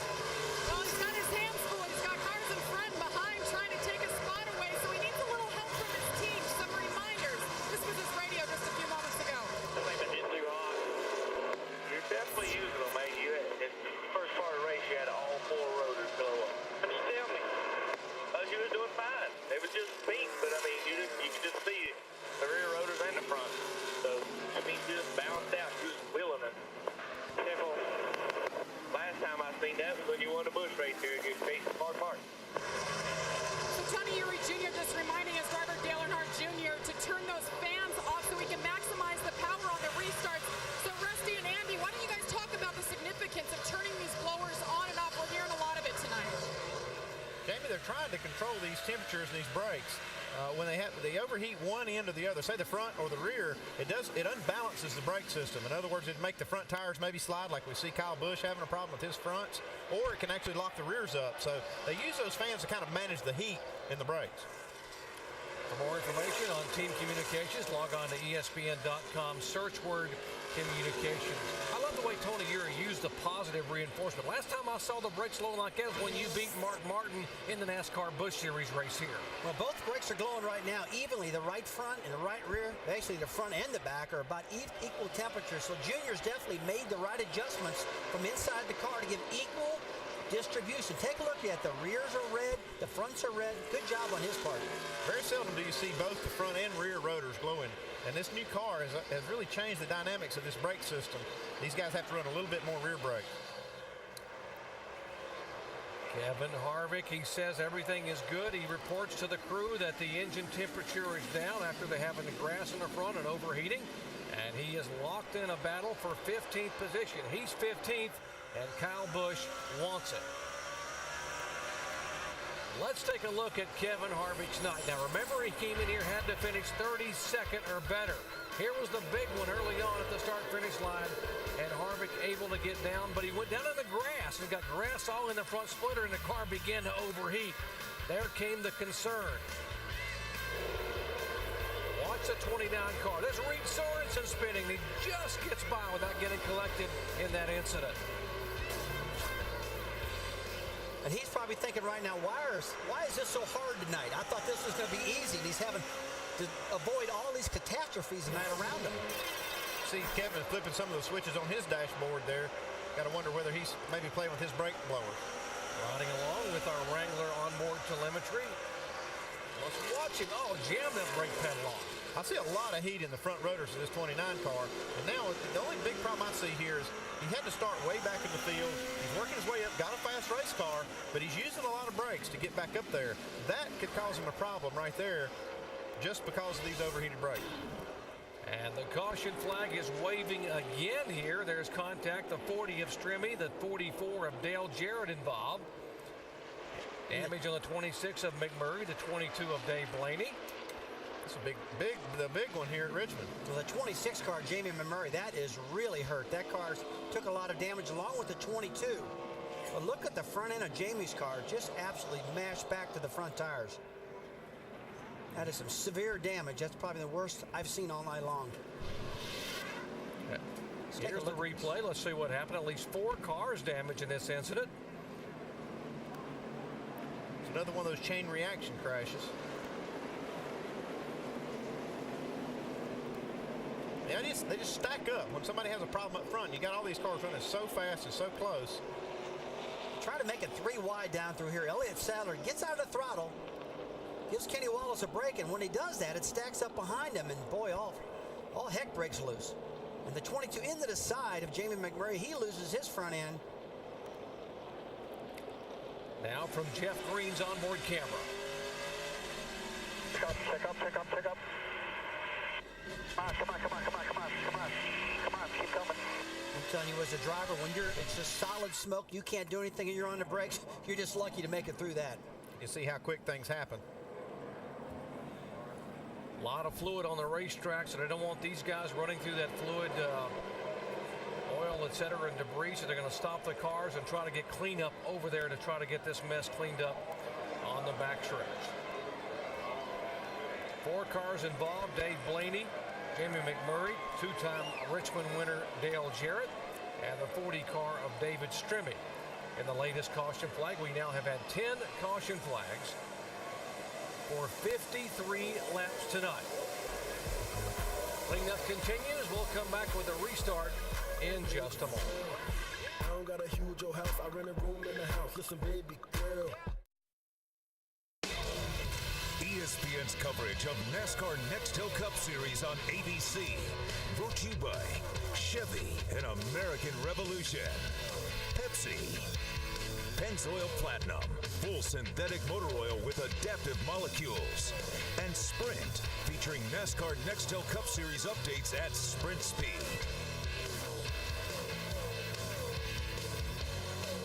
We are at Richmond International Raceway, a sold-out Richmond, where we are under a red flag condition because of a 4-car accident here on lap 293. We have 106 laps to go. Here's the projected chase points as of right now. If the race were to finish right now, these are the 12 drivers that would be in the chase. You get 10 bonus points per win, and Jimmy Johnson has 5 wins. He would have 5,050 as of starting next week at New Hampshire. Dale Earnhardt Jr., 86 behind 12th in Harvick, currently 13th in the NASCAR Nextel Cup points. He has got to be able to stay there, and there's got to be some concern in the Harvick camp about number 1, the engine, and number 2, the brakes. Didn't really heat those brakes up a lot.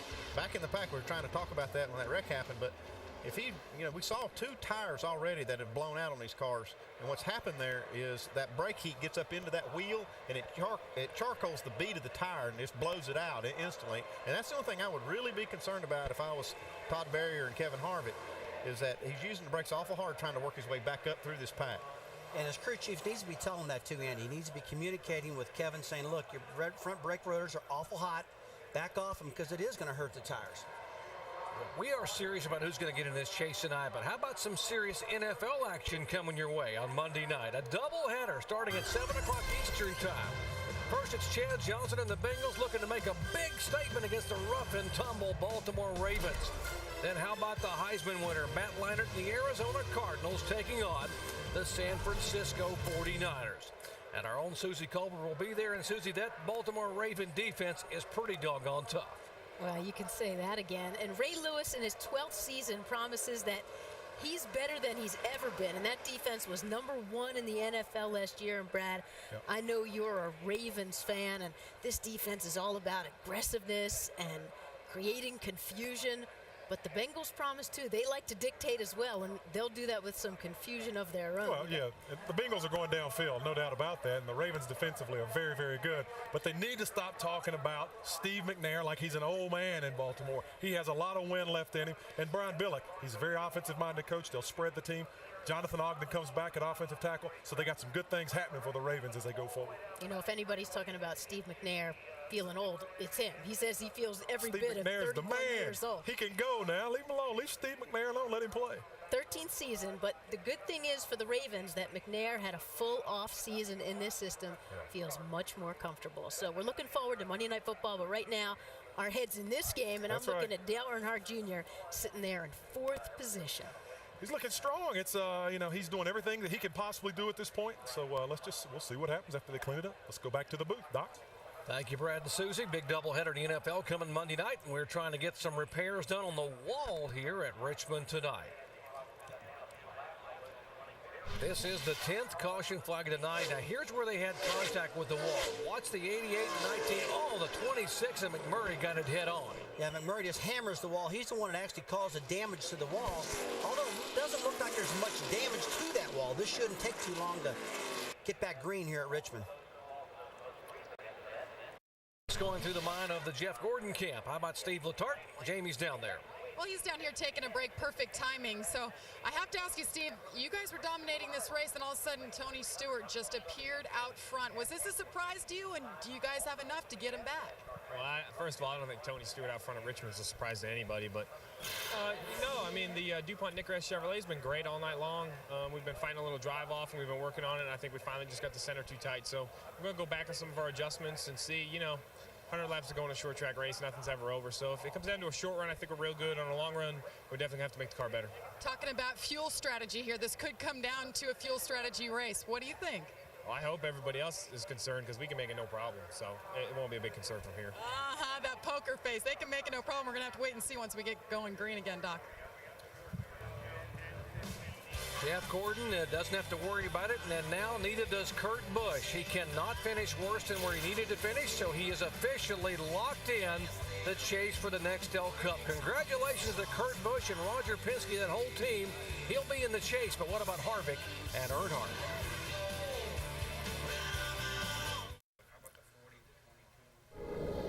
This telecast is available on ABC HD, presented by DLP.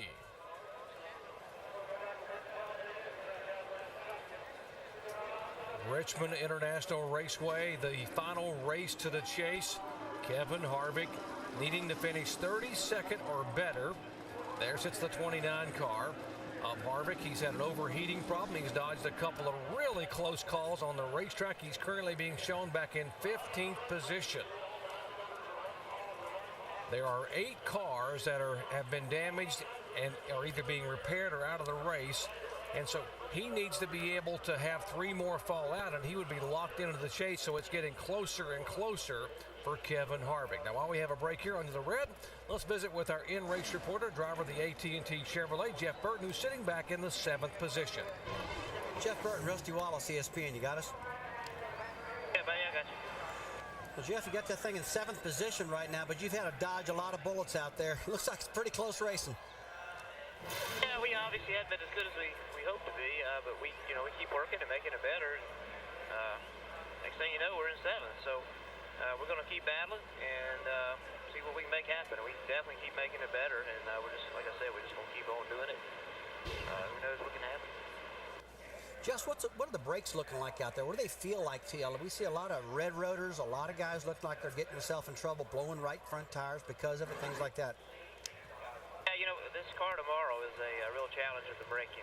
They don't brake like a normal car. We're going to think the whole garage has work to do on the braking, but you see a lot of people dragging the left front tire. You see a lot of people really loose getting in the corner too. That's what we are. So I can't afford to put rear brake in it and try to save the fronts because I'm so loose. But then you borderline lock the left front up. So this place is as hard as anywhere we go on brakes. We got a little bit of a different package tonight. We're trying some experimenting a little bit, but I think we're learning something. All right, buddy. Thanks for talking to us. How good is to be able to sit and visit with a driver during the race as an in-race reporter, and you see that Jeff Burton putting the gloves back on. The 70 car, great run for Johnny Sauter. His best finish of the year was 9th earlier in the year at Phoenix, and he's having a run that could really change their entire season here. Dave? And, Doc, that was their only top 10 of the season so far, with Booty Barker right now on top of their pit box. And, you know, not only did he start 35th tonight, but y'all had some problems here on pit road that sent him back to 30th or so earlier. How's he recovered from all this? He's drove a smart race, no mistakes. It's easy to happen here. Car's doing well, and the crew, we've really worked hard to get to this point, believe it or not. I mean, all of us do, but we've had to hang in there. This top 35 battle is difficult, but that's the way it should be, right? And here at this track, with this race car, Booty, one of the common denominators is you get your cars, or your chassis anyway, and your motors from Hendrick Motorsports. So one might expect you to run well, but where does that start and where does that stop in terms of being the answer of why Johnny's having a great night? It's a great help. I mean, we work well together. I'd like to thank Rex Stump. He's the lead engineer over there at Hendrick, and he's works hard on this COT stuff and feeds us a lot of information. But we had a good test. Anywhere where we get to test and run a lot, we seem to do better. And we had a Richmond test here in the spring. We ran well in the spring. We got caught up in a wreck, and it's just, maybe I'm just a slow learner. You reckon? It's just, it must be my fault. Well, and you don't get all the support from them, right? You guys sort of operate as a single-car team most of the time, right? Oh, well, no, us in the 66. So no. The whole Haas organization puts in the work. Absolutely, and for what we've accomplished, the whole organization deserves all this credit. So it's taken a lot of work, and we deserve to be here. That's a good run for him so far. Johnny Sauter has had success here. One of his 3 Busch Series wins came at this racetrack, and hoping to stay near the top 5, guys. Dave, he finished 5th in his very first NASCAR race here. It was a Busch race back in September of 2001, and having a great run here tonight in the NASCAR Nextel Cup Series. He was on the ABC Primetime Show a couple of weeks ago. Great up-close and personal look at Johnny Sauter and his chase to become a top NASCAR driver. Back with hopefully their restart here in just a moment.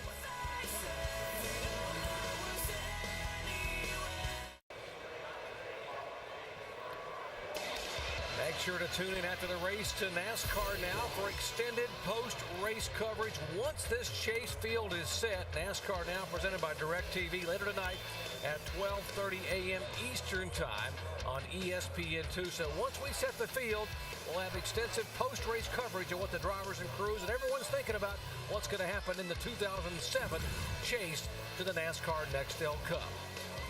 We just joined our coverage. We'll bring you up to date. Dale Earnhardt Jr. started 21st tonight. Didn't have a good car early on. Didn't have a good luck in the pits. He gets blocked in as he pits behind the 10 car of Scott Briggs.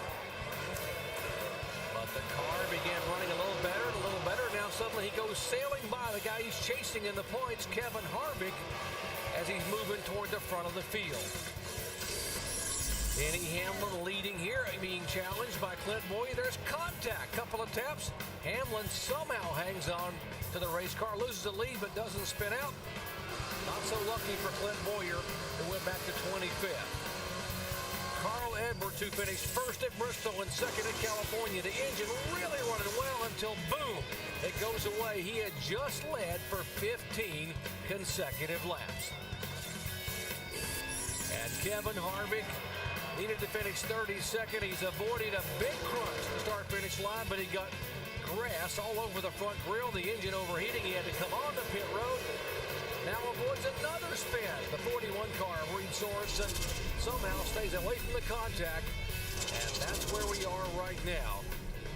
We are under a red flag condition here at lap 294, 106 laps to go due to a 4-car crash. And there sits Kevin Harvick and the other guys. Here are the projected standings as of right now in the chase for the Nextel Cup. Kevin Harvick, by virtue of the win at Daytona, he won the season opening Daytona 500. Remember, you get 10 bonus points per victory. Dale Earnhardt Jr. in 13th in the points. And remember, he is now 86 points back of Harvick. But we still have 106 laps to go, and anything can happen. Can Dale Earnhardt Jr., who's running 4th right now, hang on? Will Harvick survive? We'll find out who's in the chase when we come back in a moment.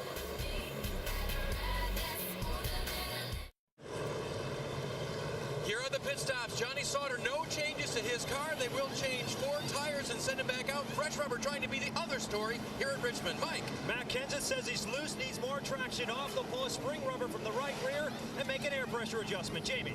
Air pressure adjustment for Jeff Gordon. He's in third. Remember, Steve Letarte said after the stop, they're going to go to the end on fuel. Alan? No changes for the 20 car. Tony Stewart came down pit road as the leader. Will he get away from pit road with the lead intact? Let's see. Saw the crew applauding there as he left, and Jimmy Johnson will gain a spot on pit road. Tony Stewart will not leave as the leader. He loses a position. Casey Kane up 4 spots to 5th. Matt Kenseth back 3. Johnny Sauter lost a couple, and Martin Truex joins the top 10 by gaining a spot in that pit stop. The red flag has been withdrawn, and now the cars are rolling. They have made their pit stops. As we will come back with a green flag with about 100 laps to go. Great pit work here. The crew cam being worn by Brian Hootie Chase in the Earnhardt Jr. pit.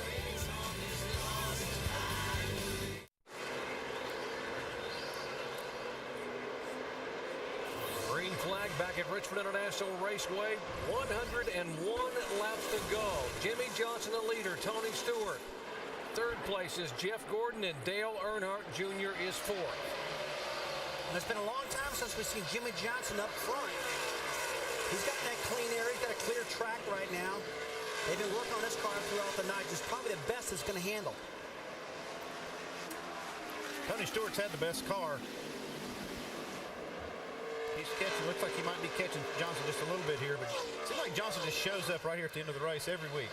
Well, Tony's car is really good, guys. They were talking earlier about maybe making a little bit adjustment to try to get the car off the corner better. But Tony's a little scared about doing it because the car's been so fast. Jimmy Johnson driving for Hendrick. Tony Stewart for Joe Gibbs on the left side of your screen.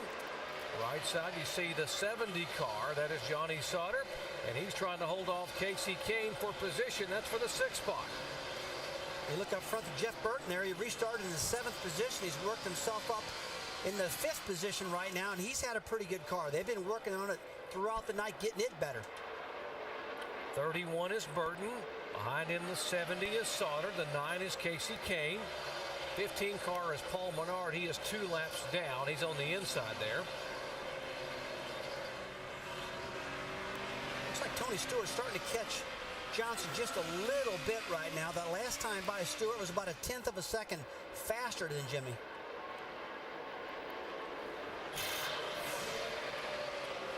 Check out our sprint speed lap. Last lap, and you'll see that Tony Stewart was indeed quicker than the leader. Johnson's got the advantage of having a clear racetrack in front of him. It's going to be a little tougher now for Stewart, not having that clean track in front of him like he had earlier. Well, right now with these car tomorrows, they just don't have near the downforce as last year's car. So when you get behind a car, you lose a lot more, and they just don't handle near as good. Got Gordon sneaking back in the picture here too. Laps winding down. What about the communications? What are they thinking about in these cars and on pit road? Let's listen in to the Jimmy Johnson radio. I got going there. I was good up on the top through the center and 3 off. If I could run the same pace I was running right there, nothing, bud. Maybe try to give me just a tick more forward bite if you can. We're pretty awesome on new tires, but it would just start getting tight and not roll in the middle. But I mean, that 20s drive off not that great either. Well, you see, like Jeff Gordon, he was really fast. He was a little bit loose off the corner, so he said tighten the car up.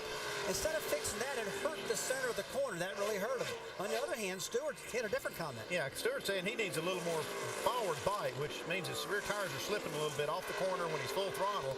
So these cars are all fighting just something a little different, but they're all running just about the same speed. And the 48 car, Jimmy Johnson, he sounds pretty happy. He's real happy now. He's out front. Yeah, whatever you can lead, you're the happiest guy out there, aren't you?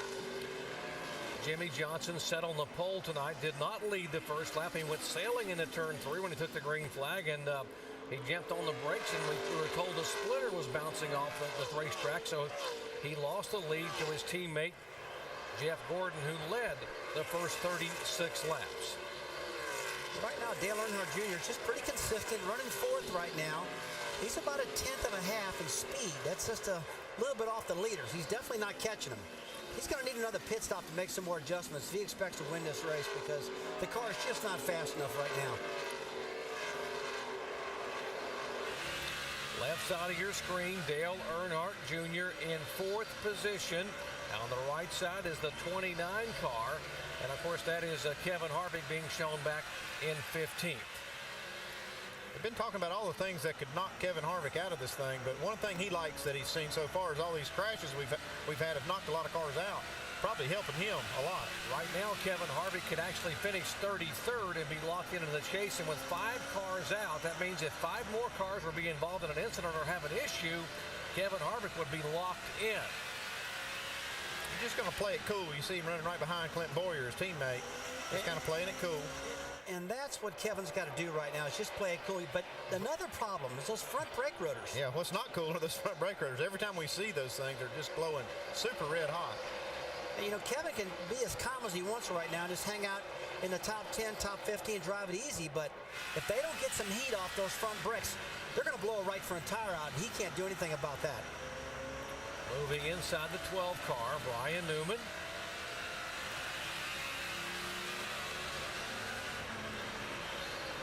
These two guys inside the car knowing they are trying to make it into the chase for the Nextel Cup. It is the 10-race playoff system that NASCAR invoked 4 years ago. Kevin Harvick racing a 12 car, Ryan Newman trying to get around him, but again, look at the front brake rotors and look at the 12 car's brake rotors. No heat there, a ton in Kevin's car.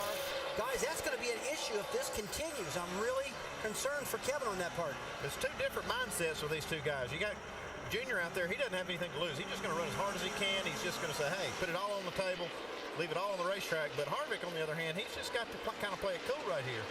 Well, he's got to play it cool, Andy, but the problem he's trying to play it cool, and the car's not cooperating with him right now. 11, 2, and 17. Hamlin, Kurt Busch, Matt Kenseth. That's 8th, 9th, and 10th. Right side of your screen, while Kevin Harvick again continuing the battle inside the 12 car. And if you were on the radio with Kevin Harvick and knowing that you really still got, you can lose this thing. I mean, they're still going to have 4 more cars fall out. I mean, how aggressive do you want him to be here in the final 80 laps? I think you just trust your race car driver. And, you know, Kevin Harvick knows what he's doing. He's pretty smart.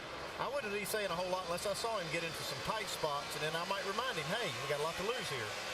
But one thing Kevin Harvick can't see is his brake rotors. That's where he needs the help from his spotter. He needs the help from his crew chief to say, hey, man, we got a potential problem going on here. Give me a little break, cool those things off. And Tom Barrier's got a perfect seat to look at these brakes going into turn 1. And their pit stall down there, he can see these things really glowing. You're down on the level of the racetrack, and you can see that temperature in these brakes. Back up front, they are chasing Jimmy Johnson, who won a week ago. Johnson winning in his home state of California, picking up his 5th win of the season and his 28th career victory. He is the winningest driver in NASCAR Nextel Cup Series this year. So as of now, he would be the leader and get the top seed in the chase for the Nextel Cup. Johnson trying to hold on for his 6th win of the year. Tony Stewart in hot pursuit. Can Jimmy, the reigning champion, do it again?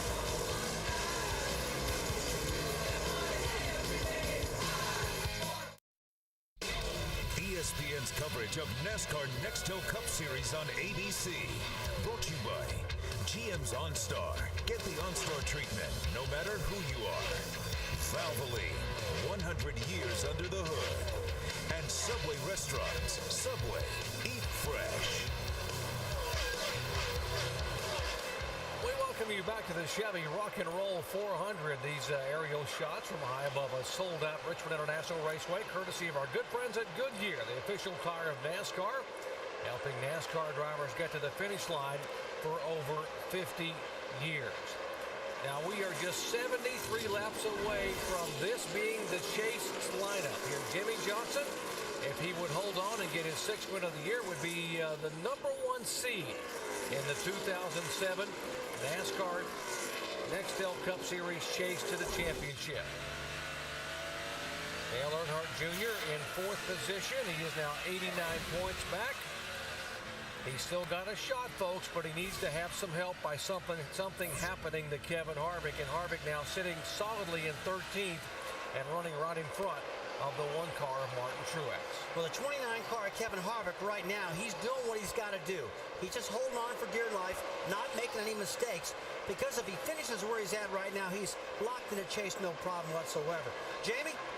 Well, I talked to his crew chief, Todd Barrier, earlier today, and he said, we're going to err on the cautious side.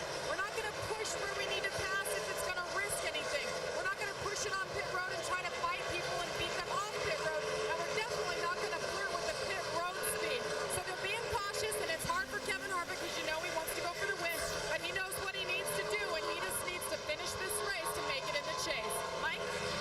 And Matt Kenseth has been radioing in. He may have a bit of a problem, and he discovered it on the restart. Listen in. Look at that, the cans I have on the restart. They were ran over a big piece of brown paper. It looks like it was covering my right front brake duct, so if you can look for that. I do not see anything, Matt. Okay, the brakes are fading fast. I just want to make sure it's not still on there. I can see it in the reflection of the 11 car coming to the green that it was on there. And with brakes being so important here at that short track, that may present big problems for the 17 car. They came in tonight with big aspirations. This is a new car, tomorrow car, one that Robbie Reiser thought would be a good true test of how they'll be in the chase. This is the car they plan to bring to New Hampshire.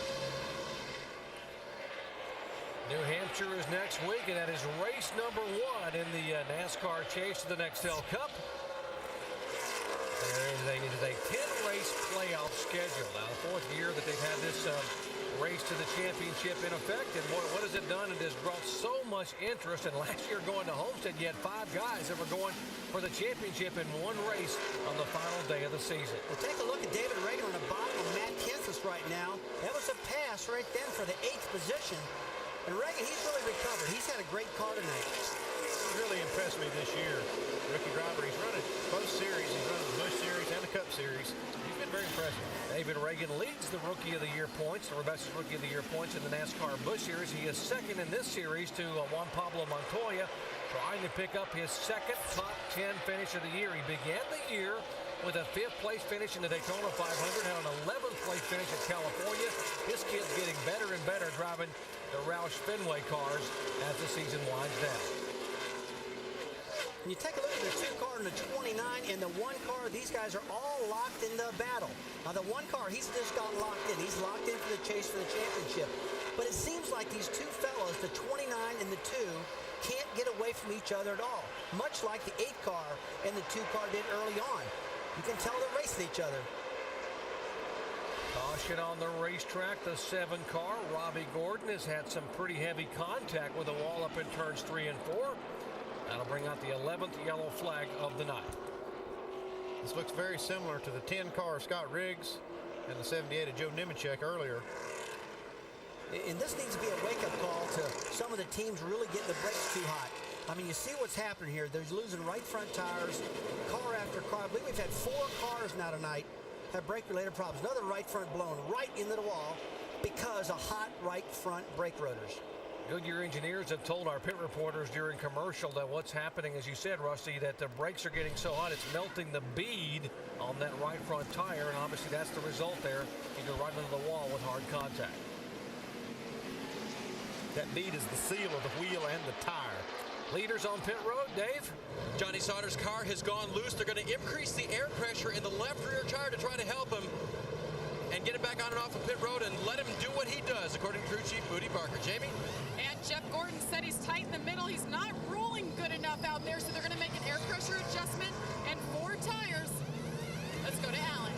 Jimmy Johnson lost the lead on a pit stop. He came in first, went out 4th earlier. Then last pit stop, he came in behind the leader and came out ahead. A 4-tire change here. We'll see who comes off the pit lane. It could be big. Johnson's going to hold the lead on that pit stop. Boy, Jimmy Johnson looking like John Force on that burnout there. Dale Earnhardt Jr. gained a spot. Casey Mears up 12 positions into 7th overall. So great pit work on pit road. And boy, Jimmy Johnson just put it in gear and jammed the throttle like he was going for the quarter mile in top fuel. And I tell you, you think these crews don't want to get their car on and off pit road? Watch the guys here for Jimmy Johnson's Chevrolet.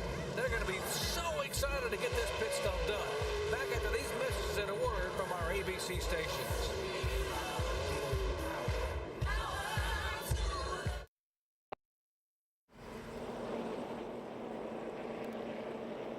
Back at Richmond International Raceway, you haven't missed a thing. A little bit of smoke. We tried to get the restart going, but we had smoke billowing from the 49 car of John Andretti, and they reissued the yellow flag. His car has come to rest. The safety crews are there to help get that car picked up and pulled away. Here's what happened just a moment ago. That thing let loose right at the start-finish line. Probably about 150 miles an hour at that point.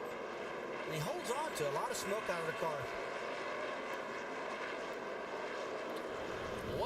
Watch from the Chevy pace car on camera. Just right after the cars were trying to restart, he goes sailing by with smoke billowing out of the back of that Dodge. NASCAR told him to get the car down on the bottom of the track, get it out of the way so they don't have a big cleanup on the racetrack. So it's not too bad to clean it up here on the apron. See a bunch of fluid under the car. That would have been all over the track if he hadn't stopped. Jimmy Johnson is our leader. Of course, Jimmy Johnson won here in the spring. And he would try to sweep both events. And take a look. 7 of 8 drivers to win both Richmond races in the same season have gone on to win the championship. The last guy to do it, back in 1989, our own Rusty Wallace. You know, when you knew, I remember in 2005 when I got locked into the title here, guys, I went in this race thinking, look, I'm going to run this race just like I would normally run. I'm aware of who's around me, though. I'm aware of what's going on and who I have to race. And I didn't change my driving style much at all. I still drove hard. In fact, when it was all said and done, I moved into second in the points. I passed Jimmy Johnson. And I think that's what I would do if I was these guys. Be aware of what's around you. Stay driving hard. Still 56 laps to go and still a possibility. Kevin Harvick needs to hang on, and Dale Earnhardt is hoping he'll get a break.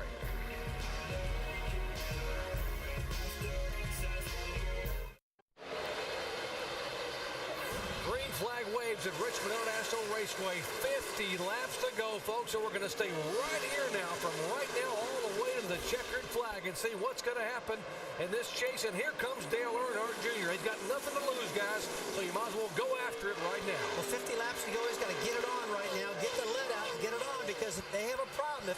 If he can win this thing, we got another guy that's going to make the top 12, and it could be Dale Earnhardt Jr. And look at Jeff Gordon. He gives him plenty of room in the corner. He knows Dale Earnhardt Jr. is desperate. He needs to get this spot. He needs to try to get up there and get the win, and Gordon doesn't want him to take him out. Earnhardt Jr. jumps back in that throttle. 29 cars are on the lead lap, and Kevin Harvick, now if he were to have a problem, he would not finish on the lead lap, and he could slide back. He's still got to finish 33rd or better. Kevin Harvick in the 29 car, currently being shown in 11th position. There's Harvick, top of your screen, coming right at you. But right now, there's teammates for 2008, 1, 2, 3. Dale Earnhardt Jr. going to be in a Hendrick Motorsports car next year, and you would hope that maybe the 24 car might give him a favor. These guys are running side by side and still keeping pace with Jimmy Johnson. Dale Earnhardt Jr., he said it and told his fans this week, I'm not going to quit. None of us are going to give up. We're going to drive this thing as hard as I can drive it with my heart until that checkered flag waves. That's exactly what he's doing, folks. 47 laps to go. I don't know, if I'm Jeff Gordon, I don't think I want Jeff Gordon Jimmy Jr. in the chase. I'm sorry. Well, right now, the 8 car, you got to hand it to him. Started 21st into second place, and it looks like the 24's got some debris on the right front splitter. I don't believe it's going to hurt it any. And I don't know what it is, though. Maybe a bag or something he picked up on the splitter. Jeff Gordon now looking back underneath the 8 car of Earnhardt Jr., trying to take the inside spot away and trying to take the second position away. If these guys stay racing side by side like they are, Tony Stewart's going to catch him. And Stewart's going to go on and get around him. And he's been the fastest car the last 15, 20 laps Tony has. Can you imagine what it'd be like for Dale Earnhardt Jr. and his team if they were to miraculously get into this chase, and how much momentum and how much emotion they would have going into the chase? He drove so hard at Bristol, finishing 5th. He has drove it so hard at California and finished 5th, and he's driving his heart out here tonight, and he's now taking the second spot away. But as you said, Tony Stewart is coming. Well, if Dale Jr. misses his chase for the championship, it's not because he didn't try, guys. I've never seen a kid drive so hard the last 4 or 5 races in my life. Kevin Harvick's just a few laps really away from clinching his spot.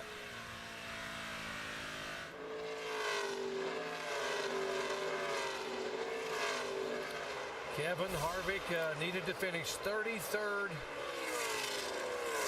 or better, and we're checking to make sure the cars that have just gone to the garage area, some of the cars have been listed as off the racetrack. Some have now been listed as officially out. Right now, the 8 cars really got the momentum on the top side of the track. He's really bringing his lap times down. He's got the second quickest lap time so far.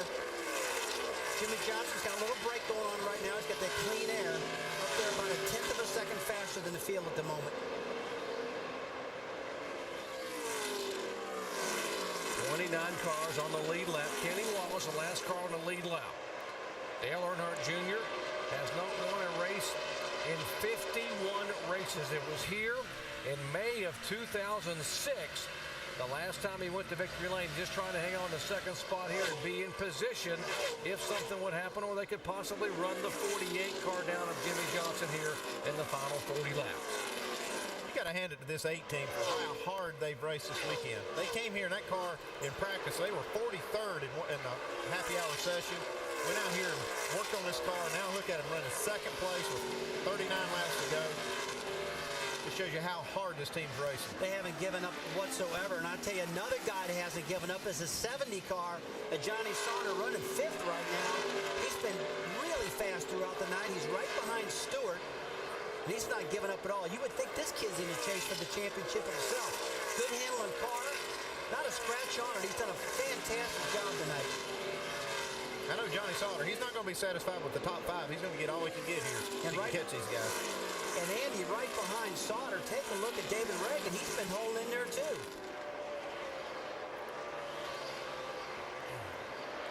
David Reagan trying to get his second top 10, maybe his second top 5 finish. Meanwhile, back up front, Dale Earnhardt Jr. getting a challenge and losing second position to Jeff Gordon. Gordon's car looked like it was a little bit faster than the 8 car, but he held out behind Dale Earnhardt Jr. for 4 or 5 laps and finally said, look, man, I got to go. He just passed him and went on. Okay, we're going to see right here if Jeff Gordon's got anything for Jimmy Johnson. Got clear racetrack. Both cars do. We can look at these lap times and see if they've got. And Gordon's going. He wants to beat Jimmy Johnson so he can be tied for the lead, the point lead when this race is over. Yeah, it is 10 bonus points per victory. Right now, Jimmy Johnson has 5 wins. Jeff Gordon has 4. So it would be 50 for Jimmy Johnson, 40 for Jeff Gordon, and 30 for Tony Stewart. So this win is very critical for these guys running up front. Junior's still not giving up. He's just working Jeff Gordon pretty hard here. But right now, Kevin Harvick picking up more and more positions, but the brake rotors are still on fire in that car. And that still makes me real nervous, guys. For him. Dale Earnhardt Jr. back underneath the 24 car. Teammates in 2008. Earnhardt Jr. headed to Hendrick Motorsports. How strong will that team be with Earnhardt Jr., Jimmy Johnson, Jeff Gordon, Casey Mears? And the rich just get richer. Hendrick has an awfully, by the way, Hendrick Motorsports re-signed this week with General Motors with Chevrolet to continue their relationship where they've had so much success over the last 23 years. Right side of your screen, that's you saw Harvick in the 11 car battling side by side. Earnhardt Jr. now trying to take the second spot away, just inside of the 24 car. More on Earnhardt, here's Jamie. Oh, and you see him get a little bit loose. What are you talking about next year with Dale Earnhardt Jr.? They announced this week, longtime crew chief and cousin Tony Eury Jr. will be going to Hendrick Motorsports with Dale. I talked to him today, and he said he sees it as an honor. He said Hendrick Motorsports is the top of the chain when it comes to NASCAR and teams. He thinks it's an honor. He's looking forward to staying with Dale, but he said right now all they want to do is get a win to thank this team at DEI for sticking by them as long as they have. And the last win, guys, by the way, came here 2 years ago. This is getting ready to be a 3-way battle with Tony Stewart coming into the picture. You see Dale Jr. starting to smoke the rear tires up off the corner, getting real loose. But he's jammed down underneath the 24 car. Just about time Jeff Gordon gets up front, Junior says, hey, I want more of this. Let me get back up to the front and pass you back. Much of this crowd of 112,000 fans have been on their feet for the last 40 laps. They're standing, watching, cheering, waiting. Some are saying we want our man Kevin Harvick to be able to make it. Big Kevin Harvick fans up here in Virginia. A lot of them pulling for that Budweiser number 8 for Dale Earnhardt Jr. 30 laps to go. Here is Tony Stewart now on the inside. Said, you guys can battle all you want. I got to get my eyes set on that 48 car and run down Jimmy Johnson for the victory. Well, Dale Earnhardt Jr. is thinking, hey, guys, if I'm not going to make it in the chase, I'm going to go out in style. I'm going to be wide open. I'm going to give these fans a show, and he's done that all night long. This is great racing by some real pros. Oh, man, I tell you, this is so much fun. When I was driving the car, I love positions like that. So when I could run side by side, and I had two of the best race car drivers I'm racing, I always wanted to race the best. And you folks, you're looking at 3 of the best race car drivers in the world right now, running bumper to bumper. Among these 3 drivers, they have got 8 victories at Richmond International Raceway. Earnhardt Jr. and Tony Stewart lead the active drivers with 3 wins each. Jeff Gordon, a 2-time winner here. Watch these guys inside of each other. This is great racing. No wonder these fans are on their feet. Oh, they're going crazy in the stands right now, but it looks like Stewart cleared them just then.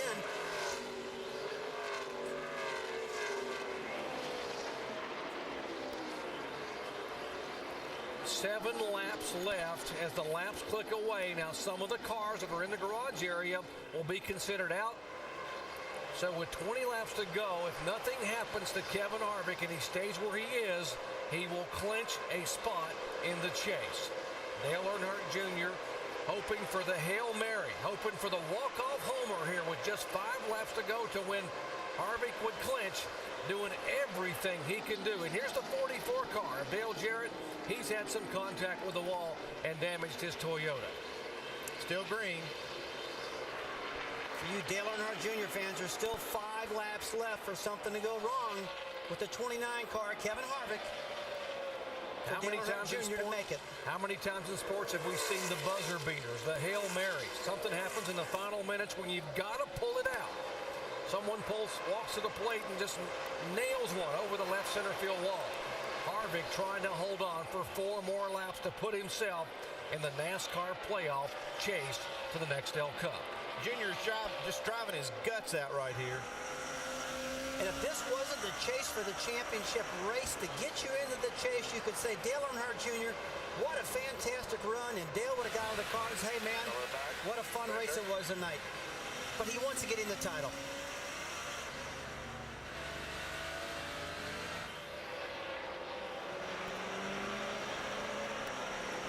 At lap 20, it will be sealed for Kevin Harvick. And Kevin Harvick knows right now he's being communicated to from his crew. Guys, just, Kevin, in 2 more laps, you got it, buddy. And you can tell the intenseness. Look at his eyes and look how he's driving that car. So smooth and very focused.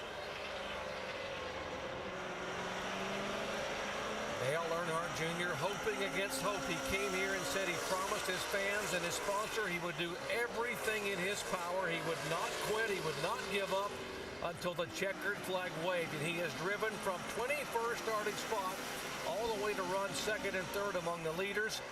But now this time, Kevin Harvick will come down out of turn 4. And as Harvick crosses the start-finish line right there, he's officially locked in to the chase for the Nextel Cup.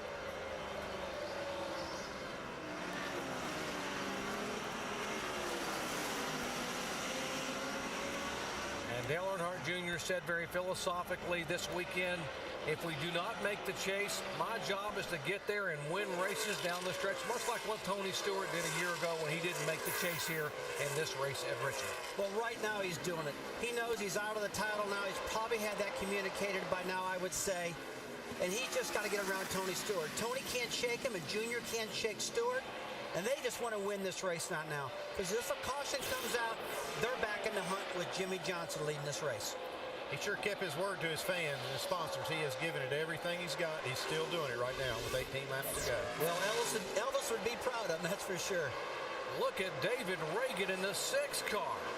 Reagan trying to get his 2nd top 5 finish of the year. He's currently running in 5th position, and he's battling Jeff Gordon for 4th position. This has got to be one of the best races of the year for David Reagan because this is one of the toughest tracks to get around. One of the toughest tracks in all of NASCAR to run fast at all throughout the night. He's been doing it. This is the best way you can measure yourself as a driver, racing at Richmond against Jeff Gordon, probably one of the best ever. A rookie against a four-time NASCAR Nextel Cup champion, and they are just a foot apart for fourth position here with 16 laps to go. Jeff's not giving him anything either. He's going to have to earn this spot.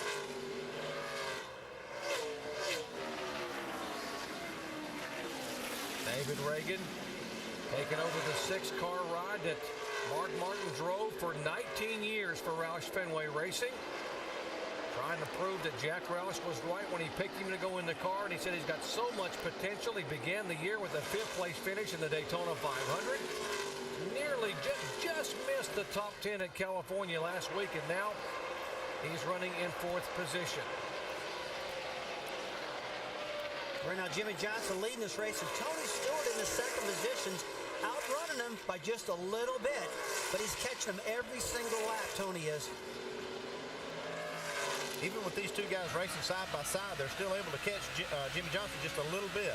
It is just amazing how fast Stewart and Dale Earnhardt Jr. are running while they're racing.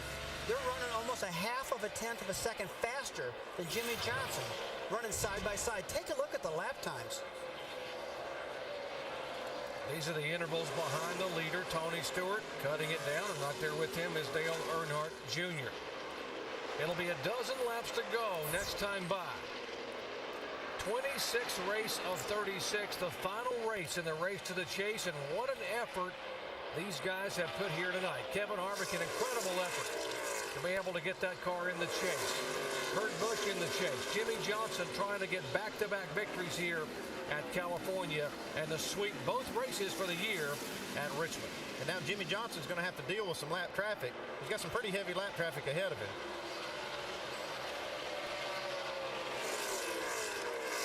The top 12 for the chase for the championship are all set. Now it's just go for the victory. Get the best finish. Do the best job you can for your sponsors, for your owners, for yourself. And that's one thing that David Reagan's doing right now, running 4th. This kid finishes 4th. He's going to lead feeling pretty proud of himself. He's catching these two guys in front of him. He might get more than that. And he's just wanting these guys to start racing side by side. The 20 car of Tony Stewart, an 8-car junior, because when they run side by side, generally they run slower. Although they hadn't slowed these two down much. Last lap, David Reagan was the fastest car on the racetrack. And this is what Reagan wants to see right now. These guys are starting to race each other again, and Stewart clears the 8-car. But while all this is going on, Jimmy Johnson is working the traffic real well, and he's not having much of a problem. Tony Stewart, Dale Earnhardt Jr. There is Jimmy Johnson working on the bottom side of Paul Menard. As you said, Rusty, in heavy traffic here. Less than 10 laps to go. Here comes David Reagan. He slides right up behind Dale Earnhardt Jr. David Reagan is driving the race of his career right here. Reagan's definitely got a better car than the two guys in front. Look at that. Pick the throttle up underneath of him. Hold on. Watch for the arrow loose. This is where he can't make a mistake getting down at the corner. How about a 21-year-old rookie driver running on the inside of Dale Earnhardt Jr. and chasing the 2-time Cup champion Tony Stewart here in the final laps at Richmond. Lap traffic, that's not what David wanted to see. He needs to try to make that pass, getting into the center of the corner. He's getting blocked right there between the lap car of Dave Blaney right now, but now he clears him. Oh, Junior just blowing an engine. And Dale Earnhardt Jr. gave it his all, and now smoke billowing from the back of the 8-car. Another DEI engine failure. With just 6 laps to go, and how appropriate is that, given the fact that he's had 5 DNFs this year, and 4 of them have been engine-related issues. Well, these guys have done all they can do. And they have done, but this is the SB2 engine, the engine they thought was one of the most durable engines. This is not the R07 Chevrolet engine. And he's even failed the old engine now. Battle for second place now heating up. Then Junior is pulled away. The 20 is Stewart. The 6 of David Reagan. We're still caution-free. Earnhardt got the car off the track. No oil on the course. Reagan's got a better car than Tony. I don't know if he's going to be able to work by him or not. Reagan's got the car. Tony's got the experience. Which would you rather have? I'd rather have both. I'm greedy, man. I want everything, you know. Especially when you're a driver, you want the best engine, the best car. And they've gave David Reagan that tonight. Tony Stewart's probably looking in his mirror going, who's that? Who is it again? Is he on the lead lap? Yeah. Has he got 4 new tires? Who is this guy? Give a call to Jimmy Finnegan, crew chief, and the great crew there for the Roush Fenway team for David Reagan. 3 laps to go. And when these guys go to Loud, New Hampshire next weekend, they run almost the same setup, the same tire pressures, the same tire. It's going to be it's a big learning procedure for these folks tonight, for next week. Jimmy Johnson's got his crew chief back up on the box, and it's just that extra little push, I think, that's put this team up front and where they can win races. They were very competitive when Chad was gone, but boy, this is just these last couple of weeks has showed that extra little bit that they've got. Jimmy Johnson won 4 times in the first 10 races of the year. Then he did it after the win at Richmond. He didn't win again until last weekend at California. Chad Knaus, right side of your screen, he led that driver and that entire team to the 2006 NASCAR Nextel Cup Championship.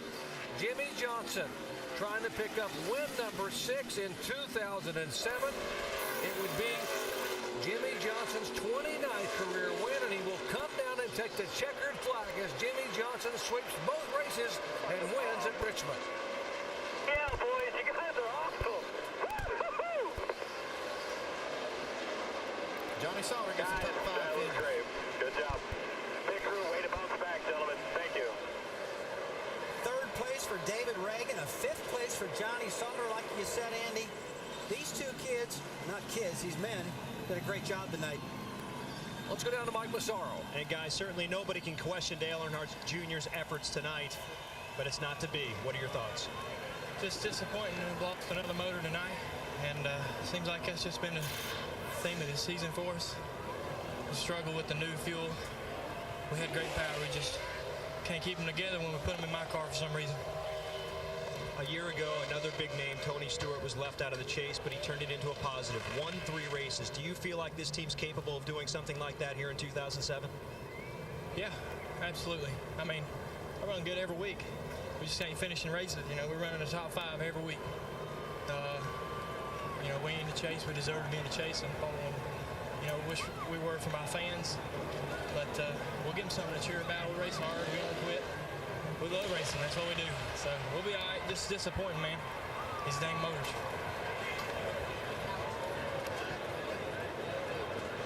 Well, you can see that there's still celebration, believe it or not, between him and his crew chief, Tony Uri Jr. right now. They're still able to find some positives here. You're hugging Tony Uri Jr. What can you take from this that might make you stronger? You talked all about integrity earlier this week. How will this make you guys a better organization, you and Tony Uri Jr., as you move to Hendrick? Well, Tony Jr.'s just really upset. You know, they work hard. Us drivers, we got it made. Those crewmen are the guys that put in all the time and all the effort, and they work real hard. And just to be running so good, to make the car better all night, and to get up in the top 5, and to be sitting there racing Tony like that was really, really fun. He's probably mad because I bumped into him a couple times, but, you know, and just to blow up at the end, you know, it's real, real hard on them guys personally because they put so much into it. You know, I get in there and drive the heck out of it, and I do it for myself and for my cousin, and we'll keep doing that, you know. And I've had a great group of guys this year. We're going to keep racing the rest of the season. We got more work to do. We got a season to finish. And congratulations to whoever won this race and all the guys that made the chase. Well, guys, back in August, Dale Earnhardt Jr. said if he didn't make the chase, he'd be the most surprised person in the garage. But looking around here, there are a lot of people still in disbelief.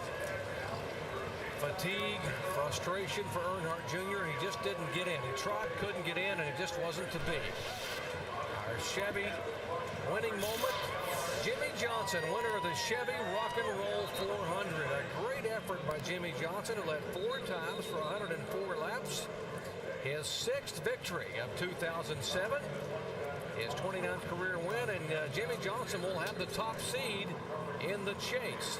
And speaking of great Chevys, give a call to Kevin Harvick and the entire Richard Childress crew for doing what they had to do to get that car in the top 12 and the chase. Let's go down to Dave, who's caught up with Jeff Gordon. Hey guys, we're with Jeff Gordon right now, talking with Steve Tart, breaking down the final race to the chase. And he was in before the race started. A torrid battle out there to try to get this victory here at Richmond. Yeah, I mean, we're fighting hard. Wanted those 10 bonus points, and I'm happy for Jimmy, but I hate that he got those 10 on us. These last 2 tracks that we've run are really good tracks for him, and they capitalized on it. So congratulations to those guys. Good solid run for us. We got a little bit tight. We tried to make some adjustments there, and I thought we were going to be better. I got fighting with Junior there. It was a good battle, a lot of fun, but it just wore my tires out. I got so loose, especially when he was pushing me, and then I just lost the drive off in the handle, and so had to settle for what, 4th, I guess. So happy to have Brett on board on Chevrolet this weekend. We had a lot of fun with them. Hopefully help some people stop smoking. You will be second seeded in the chase, going for yet another championship in Nextel Cup. Alan?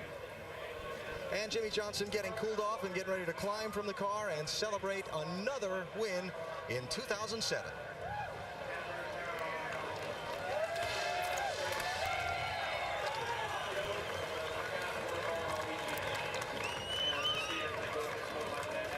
And a hug for the car owner, Rick Hendrick, and members of the team.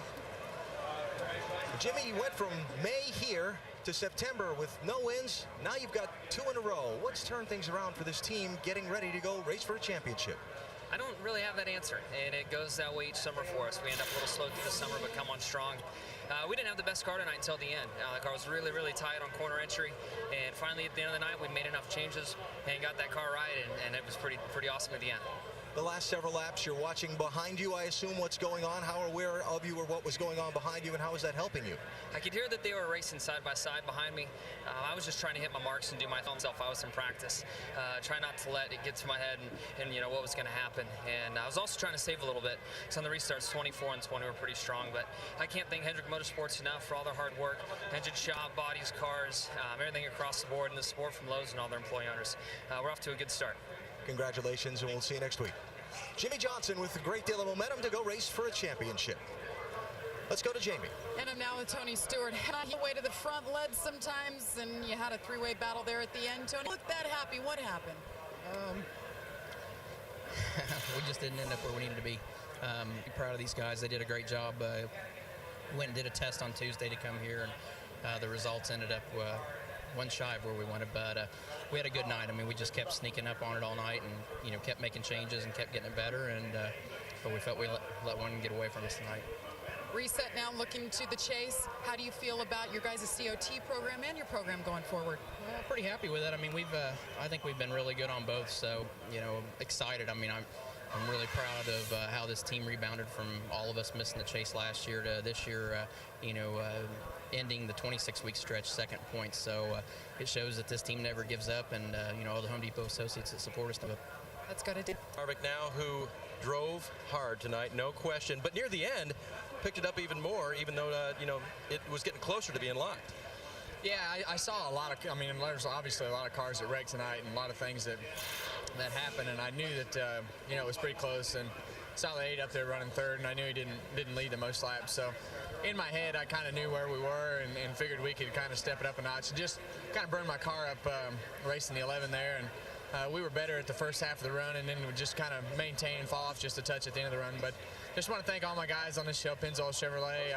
Had a lot of things happen tonight, and close calls. Yeah, a lot of close calls, and we kept racing, and had a good car. So it's kind of like the rest of the year. So it's hard to complain about our year. We won the Daytona 500 and the All-Star race, but everything in between has we've just had a lot of things go wrong. So hopefully we've got all that out of the way. Solid top 10 run tonight, and overcame a lot of things. So it's nice to start back at ground zero with everybody, only be a few points behind. That's right, only 50 points behind as he starts his quest for the championship, guys. Kevin Harvick finished 7th. We'll visit with Martin Truex and some of the other drivers who made it in the chase for the NASCAR Nextel Cup when we come back after these messages and a word from our ABC stations. What a night for Jimmy Johnson.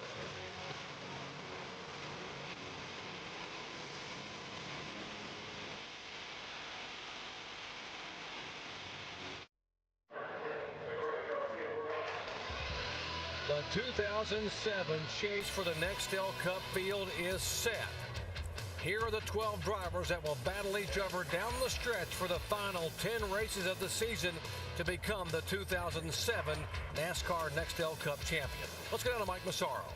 And Doc, while one prominent Dale Earnhardt Incorporated driver is out, another is in, and that's Martin Truex Jr.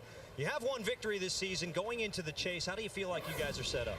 Well, I feel pretty good. You know, I was a little disappointed in the way we ran tonight. We kind of struggled all weekend, but, you know, this is a whole different deal with this car than we've been running. So I'm looking forward to it. The next two races, two of my favorite tracks, ones we ran very well at here this year, and one of them we got a first win at. So looking forward to them for sure. Real proud of all these guys on this Bass Pro Chevrolet team. Real proud to get them in the chase, and you know, just looking forward to it. It's going to be a lot of fun. I think there's a lot of tracks that we really enjoy and run good at throughout the chase. So hopefully we'll, you know, keep the luck, you know, all the bad luck from striking and have 10 good races, and we'll see what happens. And certainly anybody can win the chase, but Martin Truex Jr. has some ground to make up. 50 points back of the #1 seed, Jimmy Johnson. Alan. And with Kurt Busch, former champion, who is in. Did you have a moment's concern tonight when you were involved in that little scrape? Yeah, we were slowing down. The 17 got into my teammate Newman, and smoke everywhere, and the best thing to do is just shut her down and hope and pray you don't get hit too hard and end up getting spun and collected. So luckily Montoya hit us square in the rear end, and it made us a little loose after that, just taking the crush panels out of the back end, and we're just hanging on, steady Eddie in the deal, and about 50 to go we got confirmation we were in, locked in, and made an adjustment to really loosen it up and just kind of let her rip. Got up to about 9th with the Miller Lite Dodge, so we're happy. Big picture, that was great. We've got a couple wins for bonus points, and now you go into the chase. The big thing is consistency, and we've been doing that since the 1st of July, so I hope we can keep that pace going. Pat Tryson's meant the world to me, and I'm happy to do it for Roger Penske and all this team. Thanks, Kurt. We'll see you in New Hampshire next week. Jamie? Well, Carl Edwards had his second DNF, so we had to watch the race from the sidelines most of the time, Carl. But let's talk about the chase for a second. You made it your rookie year in 2005. Last year you missed it. How much did that motivate you and make you hungry to come back here and make it this year? Well, I think 2006 did a lot for me as a driver, as a person, you know, to realize how, you know, how fickle this sport is, and, you know, how easy it is to have an off year. So I definitely have been enjoying this season. We had such a great car tonight. It really, you know, it makes me really look forward to the chase, running these cars of tomorrow in the chase. And I hope that our bad luck, I hope this was the last of it, you know, because the next 10 races are obviously so important, and we've been running so well. If we can just keep doing what we're doing, it's going to be great. All right, Carl Edwards seated 4th for the chase. Let's go over to Dave. And Jeff Burton, our in-race reporter, and his teammate Clinton Boyer with us now. Jeff, you talked about experimenting with things, some of which you thought might pay dividends. What's the confidence level going into the chase? After tonight, not very high. We stunk it up tonight, but, you know, we were trying. We were a little bit different than we normally are, and, you know, we did some things tonight that I think will make us better, and you know, sometimes you learn by things not working out, but, you know, at the end of the day, we were lucky enough to be able to experiment a little bit, and our experiment gone bad, but proud of our effort. You know, have all 3 teams in the chase is a really cool thing, and, you know, we'll all fight hard and see what we can make happen here in the next 10 weeks. All right, that's Jeff Burton. And Clint, you spun tonight while trying to run fast. How are you feeling going into the chase? You know, pretty good. I mean, really proud of everybody at RCR, just like Jeff said, and everybody on the Jack Daniels Chevrolet deal, and everybody's just worked so hard, and everybody's families and everything else put a lot of effort into this. So really proud to be here, but I promised the guys I was going to go for it, and went a little too hard. Well, you'd like to have a win going into the chase, right? Yeah, that's what we were trying to do. I mean, I was, you know, obviously, you know, passing for the lead, but just got out from underneath of me. All right, Clint Boyer is in the chase. Let's go to Mike Massaro. And one of the only few guys who've made the chase all 4 years is Matt Kenseth. And with that experience, does that give you any advantage at all going into this next chase? Can you take anything from your previous 3 years that might help you here? You'd like to hope so, but not really. I mean, the biggest thing that you need to take in the chase is a fast race car, you know, one faster than everybody else's. So I feel like we're getting a little bit better. I think there's, you know, 3 or 4 guys that are probably the favorites that are a little bit, you know, one step above, you know, I think the rest of us. But I feel like, you know, we can run with the rest of them guys, and I think we got a great team. I think we got a championship caliber team, and if we can go into the chase and not make mistakes and get our cars to run a little bit better, you know, maybe we can be there then. You know, Alan, I spoke with Robbie Reiser before tonight. He said he feels like they're flying under the radar, but he says that's okay. He likes that. Yeah, nobody's flying under the radar anymore with this chase field now set. Denny Hamlin finished 6th tonight. Our count, you're seeded 6th for the championship, 50 points behind the leader going in. Thoughts on tonight and the title? Well, tonight was, it was a good night for us. Just messed up there grabbing the water bottle on pit road and hit the kill switch and just didn't know it until the entire field went by. So it was still a solid night for us. We were able to battle back, and that's what really counts. So these are the nights we're going to have when it comes to the chase. It's just make the best of a day that kind of goes sour. So if we can keep up our top 5, top 10 finishes through the next 10 races, should be in good shape. We just got to capitalize if somebody else makes a mistake. Denny, thanks. Good luck next week. Jamie? And Kyle Busch, of course, in the chase, now finished 8th tonight. One of the youngest drivers in the chase for the 2nd time. It's all about that age thing, but, you look kind of disappointed tonight. What else could you get out of tonight? I mean, looking forward, you're in. Yeah, we're in, but, we didn't run very well tonight. We didn't run like we were in the chase, so, just a bad night for us for some reason. We never finished worse than 5th here, and tonight we were 20th, so just a bad day overall, but, I guess there's next week to look forward to. Kyle Busch seated 8th, guys. The field is set for the 2007 NASCAR Chase of the Nextel Cup. 5 former NASCAR Nextel Cup champions, 3 drivers in their sophomore seasons. Those are the 12 that'll get it done as the chase begins next Sunday on ABC, 1 o'clock Eastern time at the Magic Mile. Jimmy Johnson picking up his 6th win of 2007. Coming up next, late local news over most of these ABC stations. Once again, congratulations to Jimmy Johnson. He's the winner tonight. Next week, the chase officially begins at New Hampshire, 1 o'clock Eastern time from New Hampshire International Raceway, the chase for the Nextel Cup. Once again, Jimmy Johnson the winner. He's the top seed in the chase. All happens next week at New Hampshire. So long, everyone, from Richmond International Raceway.